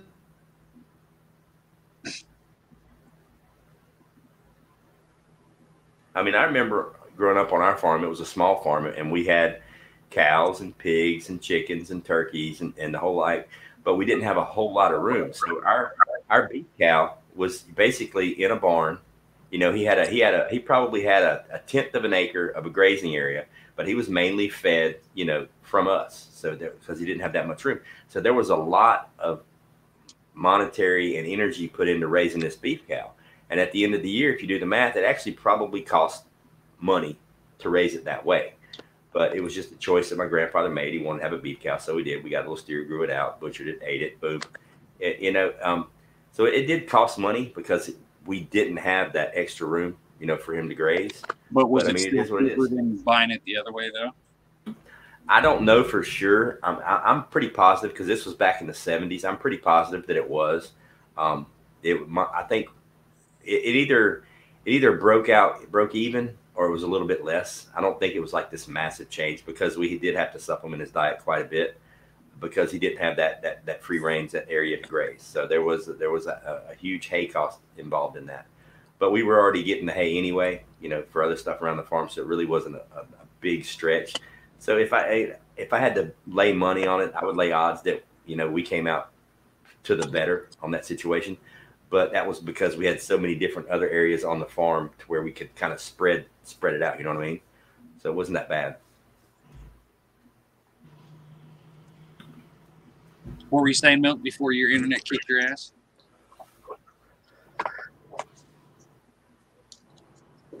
I think she does it on purpose. She's doing like a reverse tribe on us. Right. She pretends she's got bad internet just so we'll sit here with our thumb up our ass and politely wait for her to come back. Nobody's paying enough attention to me. Let me dip out real quick. It's like Hutch knows I get way better views if I got some eye candy up here. So we'll wait for Milkmaid to come back. We won't say anything until she gets here.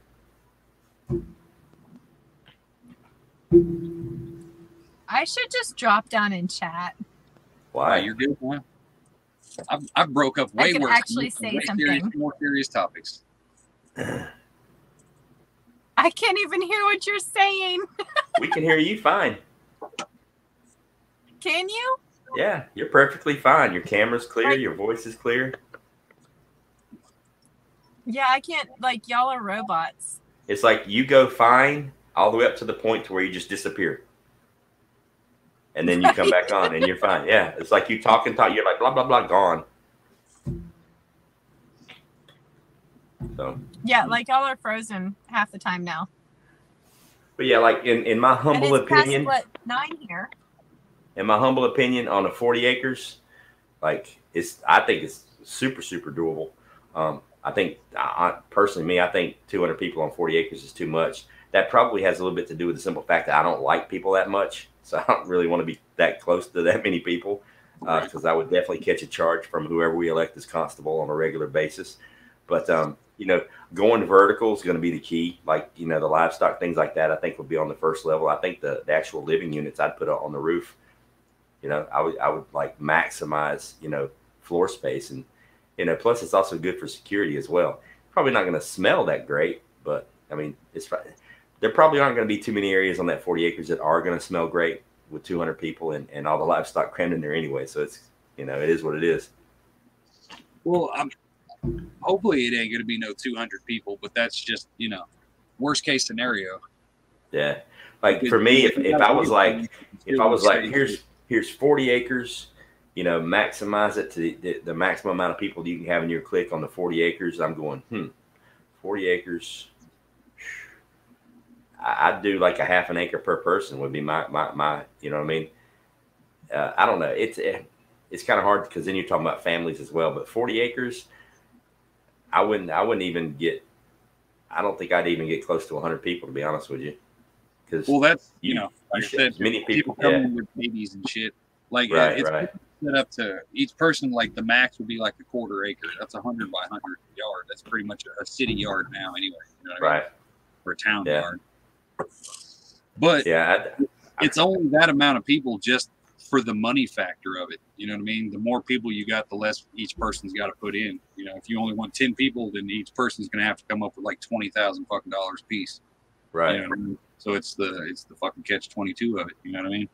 True. That's true. But I'm also looking at it like from a security standpoint, and obviously there's strength in numbers, but there's also a mental and a physical drain on having so many people, so close together too. So it'd be an interesting concept if this thing ever comes to light to see, what works, what doesn't work, well, see, and how it doesn't even. It's not even really. It's not even that close together, because if you look at most of the people who would want to live in a community like this anyway aren't homesteaders, people out in the woods anyway. They're people who actually like the social interaction. So it's really no different than living in, a small town or a cul-de-sac or some shit. You know what I mean? Yeah. I'm just going back to that failed experiment with the biodome back, 20 years ago, when they put the 6 or 8 scientists into that huge biodome and they went fucking crazy in a couple of months trying to kill each other and shit. Well, I was like, that's because there's only 6 people. See, that's the good thing about having so many people is you can form your cliques, and there's enough people to be like, okay, I don't want to see you sons of bitches today. I'm going to go hang out with them today. You know what I mean? Right. But now y'all are clear. We've been clear the whole time. Yeah. Well, I know. Don't hate me because of my internet. Alley Cat, what's going on? Like for it to be feasible with me, the 200 people, I would think that obviously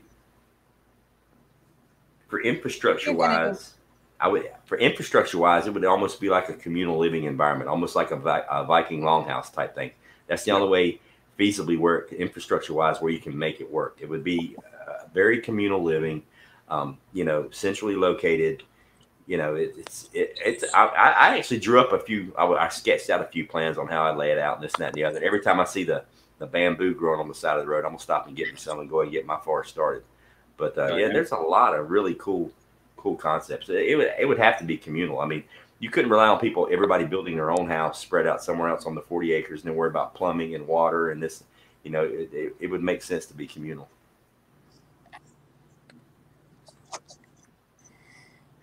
And I think meat-wise, when you're talking livestock, I mean, you can do rabbits, you can do chickens, you can do goats, you can do pigs. That would cover your ruminants, your birds, fast-growing meat.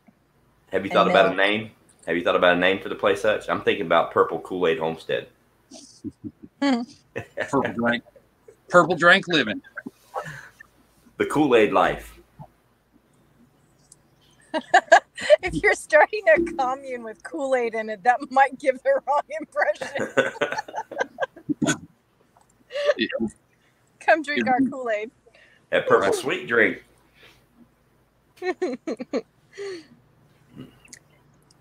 Yeah, he has a point.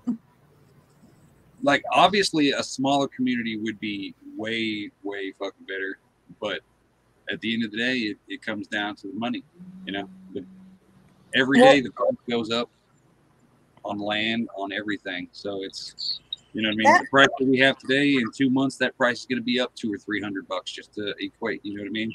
Depending on where you're located, boundary lines aren't going to matter that much either in a real shift. Yeah.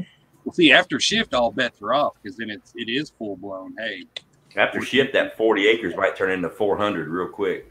Yeah, like in an hour. Yeah, I mean, we may have a massive cattle ranch going on. We may get rid of all of that. Stephanie.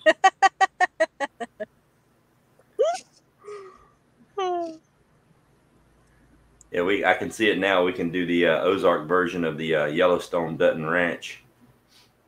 Yeah. See, I think a lot of you guys are making it more than it is. I get it. 200 people seems like a lot of people, but if it comes down to, if you've got 40 people, but those are 40 adults, so those 40 people have 2 or 3 kids, that gets you pretty close to 200 real quick. It's not all grown ass people. You know, this is babies and elderly too. You know. Right, but they still eat. I mean, to be blunt, my kids ate like adults growing up. They got offended if I gave them the kids menu, which is why we never ate out. If you think 40 acres, 40 families, boom, you know, 40 acres, you know, and that's like an average number. 40 acres, 40 families. One family might be 2 people. One family might be 6. It'll average out. Yeah, that's pretty much what it is. So I think we've got it with the bunkhouse. That's literally just, you know, a big jail cell for the single people, you know, and it's, I think 64 spots is what it came out to be able to have enough money to buy the land, do the well, and basic infrastructure stuff. And then everything after that is just a bunch of back-breaking labor. You know what I mean? Right. Yeah. Well, I mean, you can feed people off of a small area of land, but the problem is that has to be the right kind of land. Like, if it's on the hillside that's north-facing, you're not going to be able to do jack with that. Yeah. If you have open land with good sunlight, water available for your crops or your animals or anything else like that, because those things do take space. Yeah. And you can rotate. I mean, Gabe Brown up in, I think he's in South Dakota.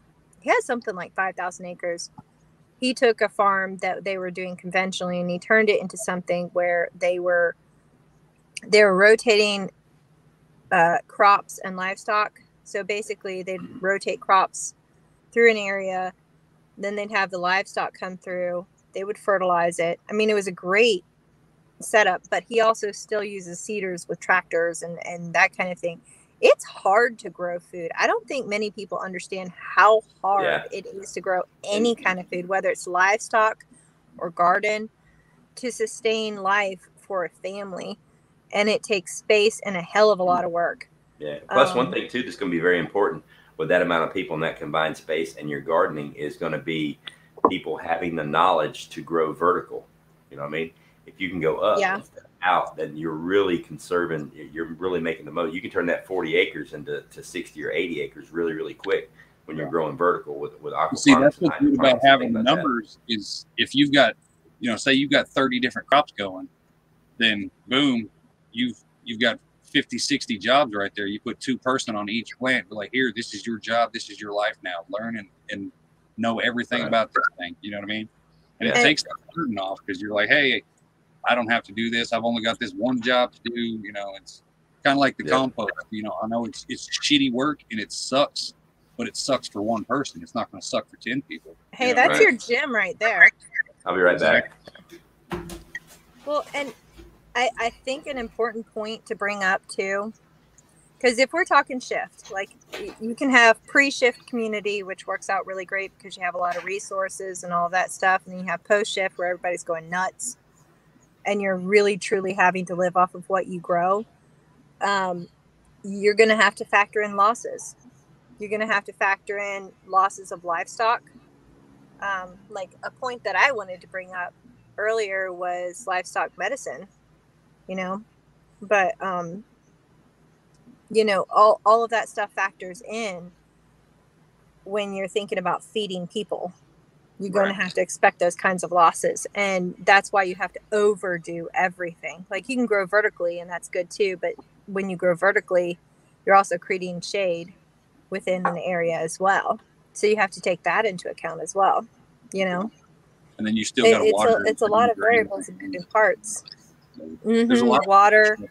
A lot of infrastructure when you start going vertical. Sorry, you broke up? I said there's a lot of infrastructure when you start going vertical. Then you got to start getting into plumbing and all kinds of crazy shit. You're looking at hundreds, if not thousands, of pounds of soil, you know, elevated. Oh, you mean like elevated beds? Yeah. I was thinking trellises and stuff like that. And that's true. That's where bamboo comes in handy too. And vines, like your natural vines you can use as well. But I mean, there's a lot of variables that you have to take into account. And, you know, even with the animals during the winter. You can grow medicinal plants for people. So can you pretty much do medicinal plants for critters?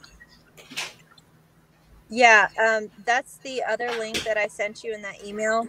No, there's more resources out there, but there's a lady named Amy Fuel. She organizes the Homesteaders of America conference every year.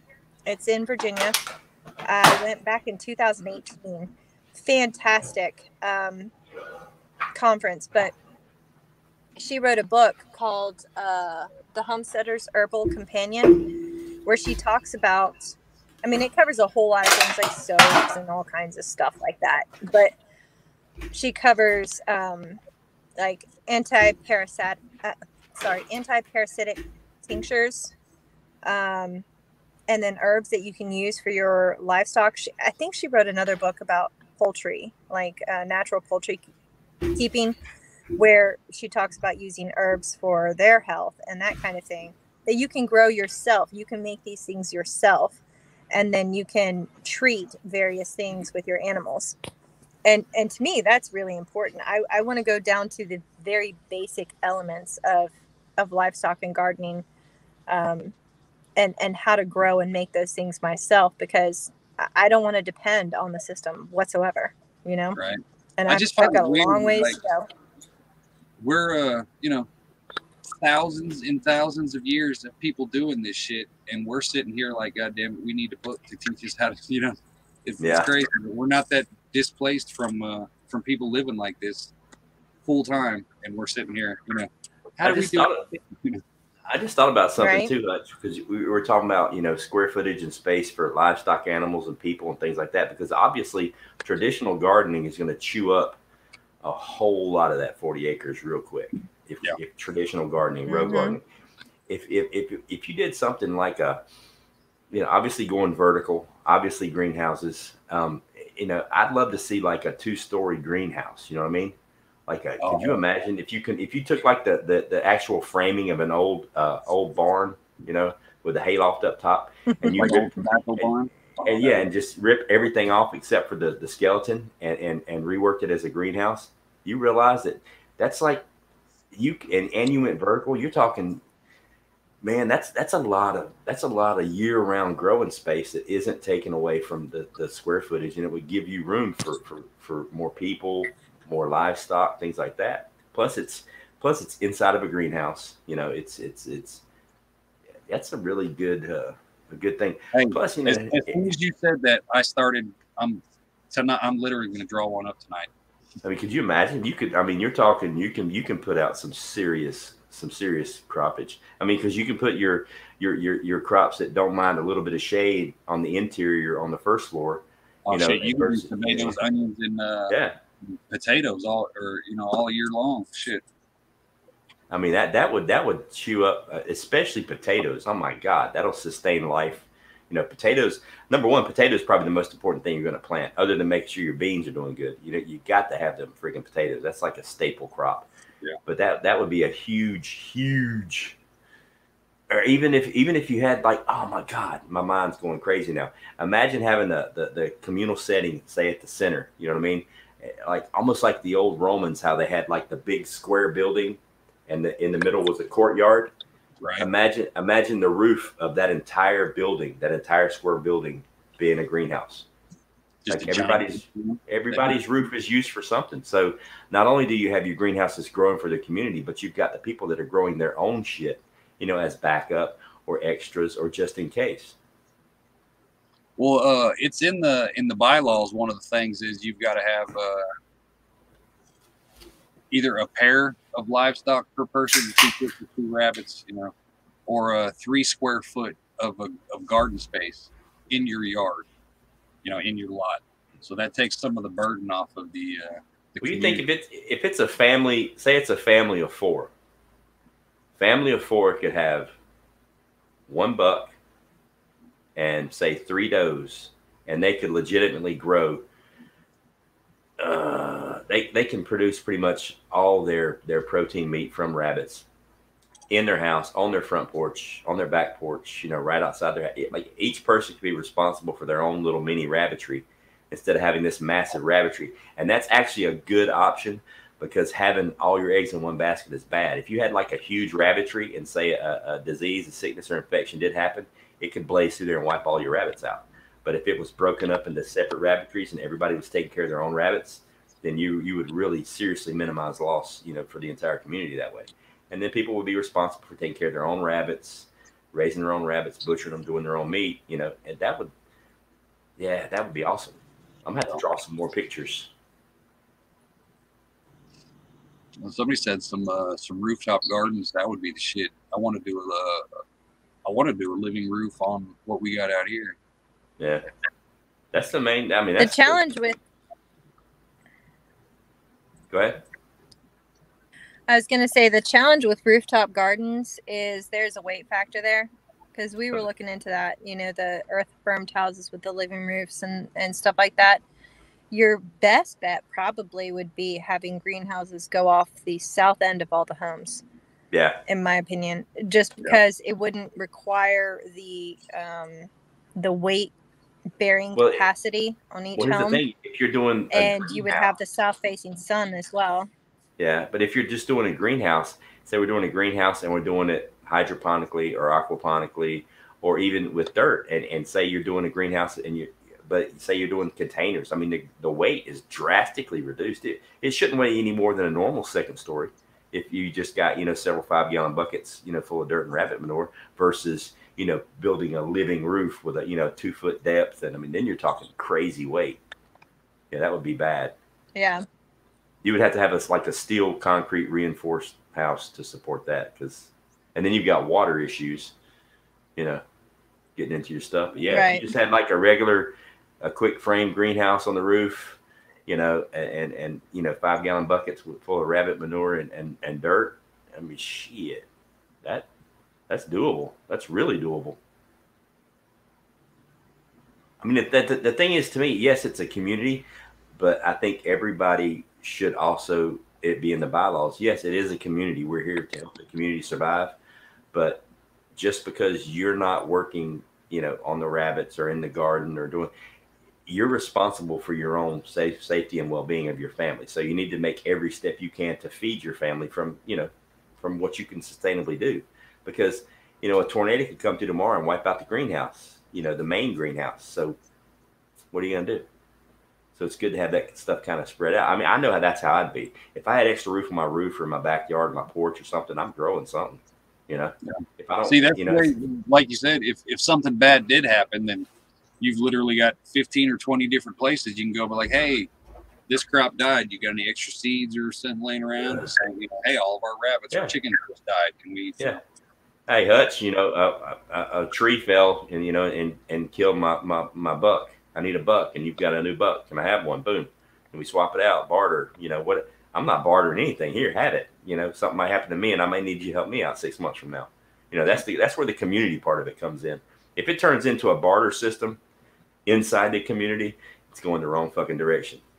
You know what I mean? If you got people in the community bartering for life sustaining stuff, then that's not a community. The community needs to be about people helping each other. You barter with the outside folks. You don't do that. What do you got that I need from the inside folks? Well, to a certain extent, because I mean, you're going to have I'm not talking about like alcohol and booze and pleasure hey, things. I'm talking about hey, life sustaining.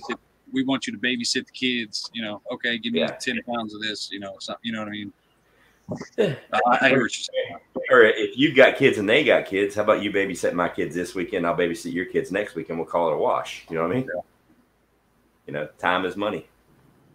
Yeah, the black market system is going to be kind of almost a pillar. Yeah, it is. I don't know if I necessarily label it the black market because that comes with like a taboo backstory to it.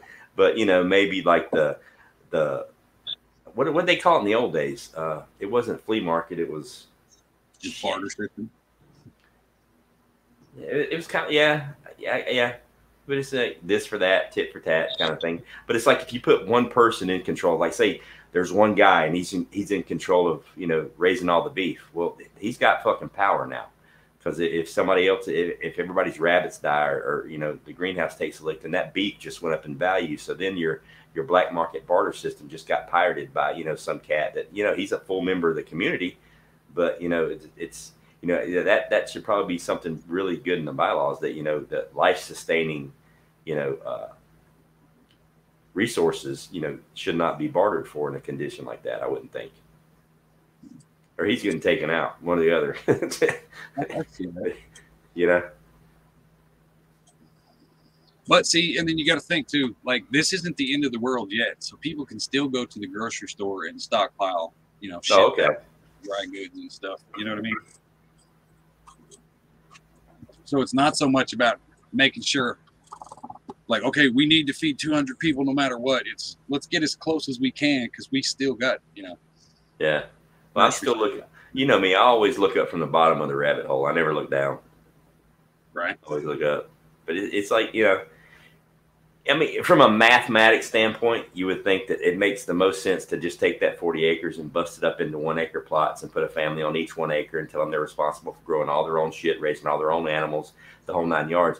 But the infrastructure to support that system or that layout, that neighborhood is fucking insane. That would like quadruple the price of doing the colony in the first place. So it's like, if you can't do it communally, it's going to be really expensive, I would think. Well, an acre's too big, I think, for one family. It's way I was too just big. doing that. I was just doing that numbers wise. Just, you know, just if you're going to bust it up like a subdivision, what's the fucking point of making a community in the first place? You know what I mean? Right. It's supposed to be to support each other, not have, you know, being better than the Smiths and the Joneses. Right.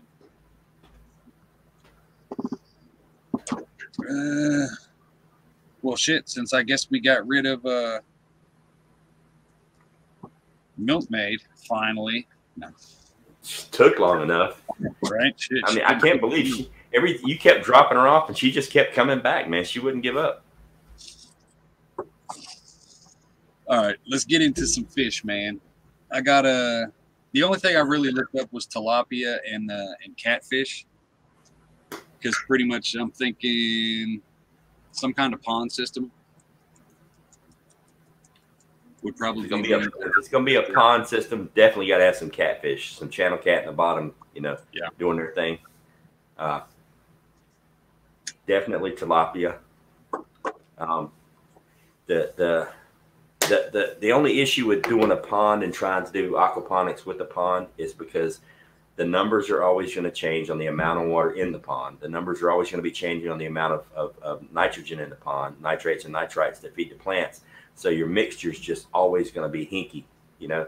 So I would actually do the pond and use just a watering system from the pond water. I don't think I would pump the water straight through it and let it grow from it.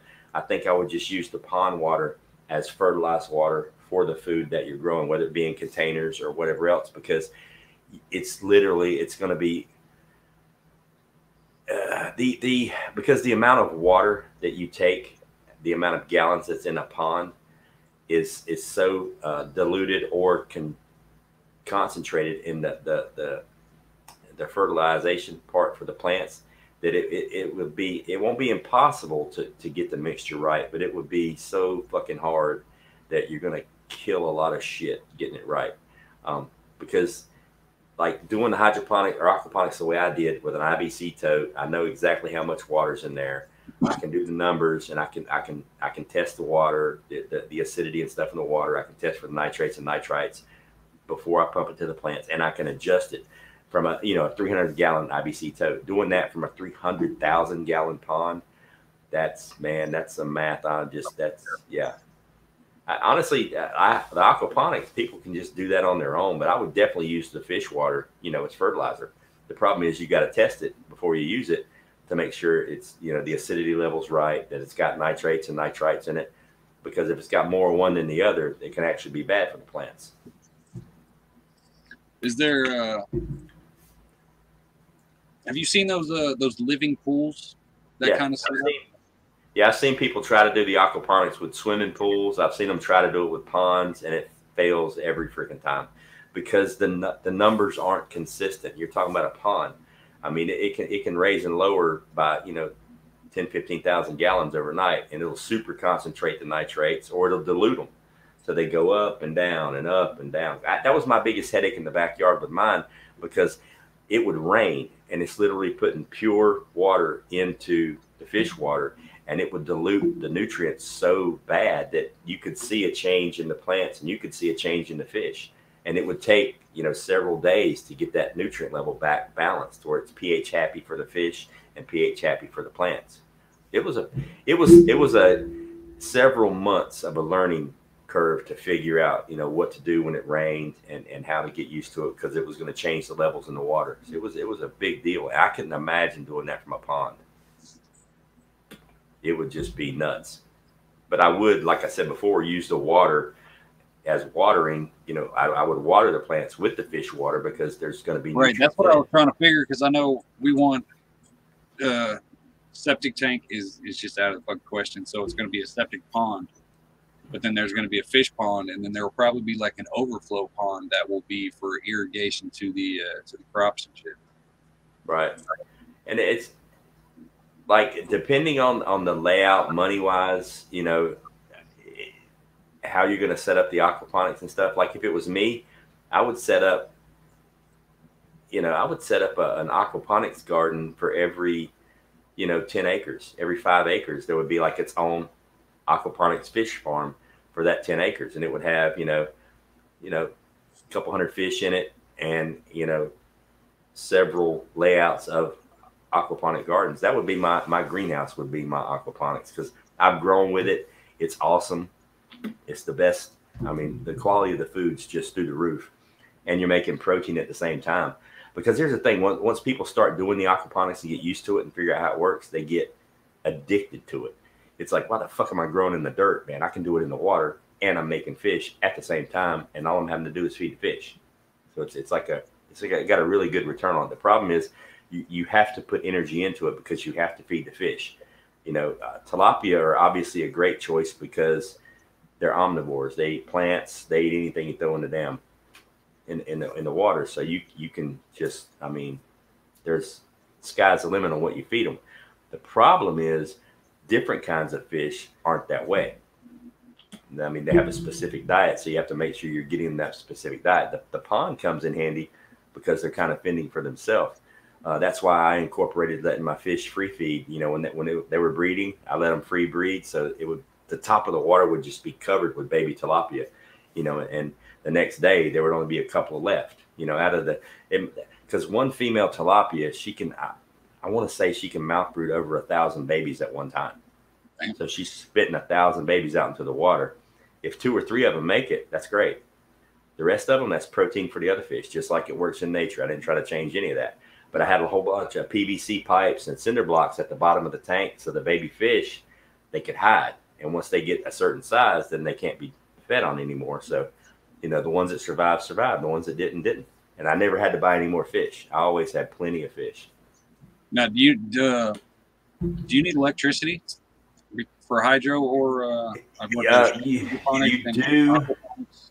you do for the pumps. If you want to run pumps, you can do them manually by hand. It is labor intensive to go out there and start, running a hand pump and circulating the water. Is there a way to hook up is it a bilge pump? Am I thinking the right thing?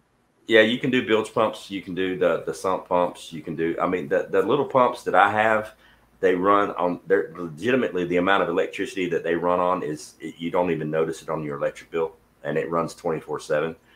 You can actually get a solar panel, a little itty bitty mini solar panel that runs that pump, and hook it up to a car battery where it'll run all night.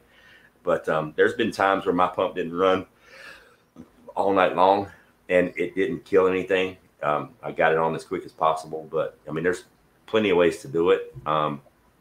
As far as hydroponics, I mean, MHP Gardner, he had his tomato plants in his greenhouse, and he went out there for weeks at a time with a bucket of the nutrient water, and he would just get a big cupful and pour it on each plant, like every 3 or 4 hours during the day. He ran it like that because he didn't have his system hooked up yet, and it worked just fine. Because most of the hydroponics are set on a timer. They spit a certain amount of water in each plant every 3 to 4 hours, but you can just as easily go out there and do it by hand. Right. Things it says for tilapia, it's 1 fish for every 3 to 5 gallons. For catfish, it's 1 fish for every 10 gallons. Sounds about right. But it takes 24 months, 18 to 24 months for a catfish to get to a pound. I know tilapia is a lot faster than that. Tilapia, if you're aggressively feeding them, you can grow a tilapia out within 10 months. And I mean, I did mine. Mine took almost a year, and they were in between 2.5 and 3 pounds each. You know, in less than a year. So, and the cool thing about tilapia is, if you have just a few fish with a whole lot of swimming room, they get very, very aggressive. They'll kill each other. But if you load them up, if you put a shitload of fish in there, they school. They get very docile and they school.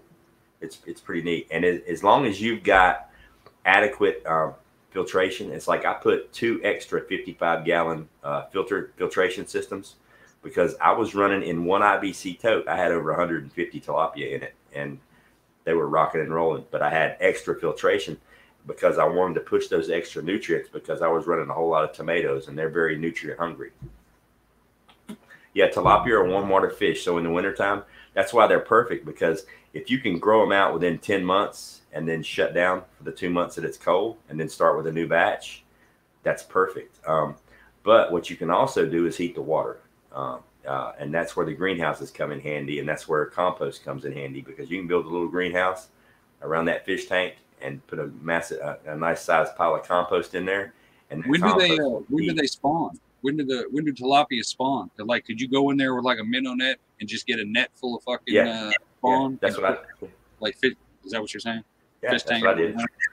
Yeah, like in the winter, what I did in Florida was I netted out, like I harvested, and I was, through the winter months, I pulled some inside and I put them in a little small fish tank, and the ones outside I did an experiment with to see if I could keep the water warm enough, and it dropped down into the low 40s in Florida, and I didn't lose any fish. They got really like they almost froze in place. They went to the bottom and just hibernated. But as soon as the sun came out the next day and warmed the water, they were fine. You see, that's, I think, might be the problem. Like catfish, I know it shouldn't be no problem doing it in a pond. Catfish should be fine. But the tilapia probably have to be a once a year skimming, and then. Well, what you would do is, honestly, I wouldn't do the tilapia in the pond, man. I would do the IBC totes. I wouldn't. It's easier to control it in IBC totes. The pond just brings in way too many outside influences that you can't control. I mean, you could, like, it'll be hard to get consistent growth from the plants, put it that way. The fish are going to be fine, but the plants, getting them to consistently grow right and getting the right amount of nutrients is going to be really, really hard doing it in a pond. All right. Okay. IBC totes is perfect for tilapia, because you can harvest them all before the winter, or you can just, wrap that tote in styrofoam and insulation, because they can deal with 40-degree weather, but not consistently. That's what, 20, 30 fish per tote, somewhere in that range? Yeah. You could run that many. I mean, I ran over 100 for several months, but my production was through the roof. I mean, I was pumping out plants. Like, I had 3 times as many plants as I should have had for that IBC tote, but I didn't want to lose any of them, so I just added extra filtration. So is that a 300 gallon? Yeah, 275. Yeah. But see, tomatoes, suck a whole lot of nutrients out of the water. And what I was doing is I didn't care if all my plants died. I was just trying to grow fish.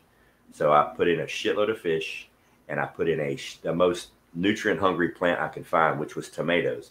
And I probably had 150 tomato plants. I was breaking off suckers and sticking them in nonstop. I wasn't trying to make tomatoes. I was trying to grow fish. And I knew it was working because the tomato plants, they were all flowering. They were beautiful and green, but I was getting very few tomatoes, which means they weren't getting all the nutrients from the fish, which means they were cleaning the fuck out of the water.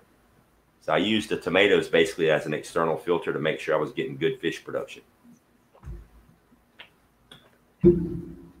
Otherwise, it would be like a happy balance. You know, it was just fun to play with. Right. So it would make more sense than, say, what, like a 1/4 acre pond for every 10 acres of field or pasture, and that would be pretty much the like catfish and bass in separate ponds, and then tilapia. Yeah, if you wanted to do them that way, but the thing is, you can also throw the catfish in with the tilapia. They're perfectly fine. Catfish are bottom dwellers. They leave the tilapia alone. They all get along. You know what I mean? It's you know, but I would just let the pond be a pond. Honestly, I would just do the IBC totes for the aquaponics, because some people aren't going to want to do aquaponics. You know, right. And it's easier to learn on a smaller system. If you went out there and tried to figure it out in a pond, you're gonna kill yourself. Well, the pond system, I'm thinking in more of an irrigation system, almost like how they have rice fields and shit. You know what I mean? Yeah. That's what I was talking about earlier. Yeah, kind of cycle it back around. Mm-hmm. Yeah, but as far as like, you know, pumping out tilapia, I would just do IBC totes because they're easy to harvest. They're easy to grow. They're easy to check on. You can see them all. You can net them out of there pretty easy, pretty quick. It's controllable. And that way, if something happens, because fish get sick too, you know, if they get sick in the pond, you can wipe out your entire population of tilapia. But if one IBC tote gets sick, it doesn't fuck with the other 18 IBC totes full of fish you got sitting around the property. You know what I mean? You know, if one pump goes out and you lose the fish in one tank, you still got fish in all the other tanks. Right. All right. Well, hey, we're over the 2-hour mark. I've got a few notes, some stuff that I got down. We didn't really talk about chickens too much, but I mean, it's chickens. Yeah. It's chickens. They make noise and squirt out. They make noise and breakfast. That's what they do. Yep. So, I think we covered a lot of shit. I got some stuff written down that I will definitely add to the next round when we get back around to it. Cool. But yeah, it does make more sense. I'm not going to take the cows completely off of the program. I'm just going to leave them as an asterisk. You know what I mean? Right. Like they might come back into play, but pretty much what you guys were talking about. Here's the thing too. When I was talking about going vertical and getting the greenhouses in a huge barn or putting the greenhouses on the roof, now you freed up some space for that cow. You know what I mean? You know, so it could be doable now. I mean, you could legit probably carve out enough space and enough room, you know, because that's what it's all going to come down to. Once I think we've got 5 more Thursday nights so I'm not sure, but then I'm going to go back, everything I've got, tighten it up, and completely start from the beginning, and we'll go again. And eventually, I've got a to scale thing that I want to do. That way we can actually try to visualize, you know what I mean, how much space shit actually takes up. Because eventually we're going to have to get into the actual drawing up phase, and that's when we're going to start, hey, we need, you know, rain catchment here, living roof here, you know, et cetera, et cetera, et cetera. So that's going to be fun stuff. Cool, man. Well, thanks for having me, man. I appreciate it. Hey, appreciate y'all being on. Milk, since you have a wrench now, drop your link and drop Ghost link.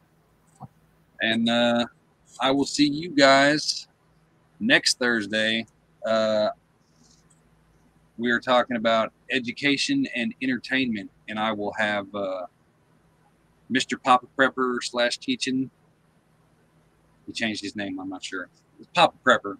And Kay Marie will be on here next week for education and entertainment talk. And we'll just keep this shit trucking.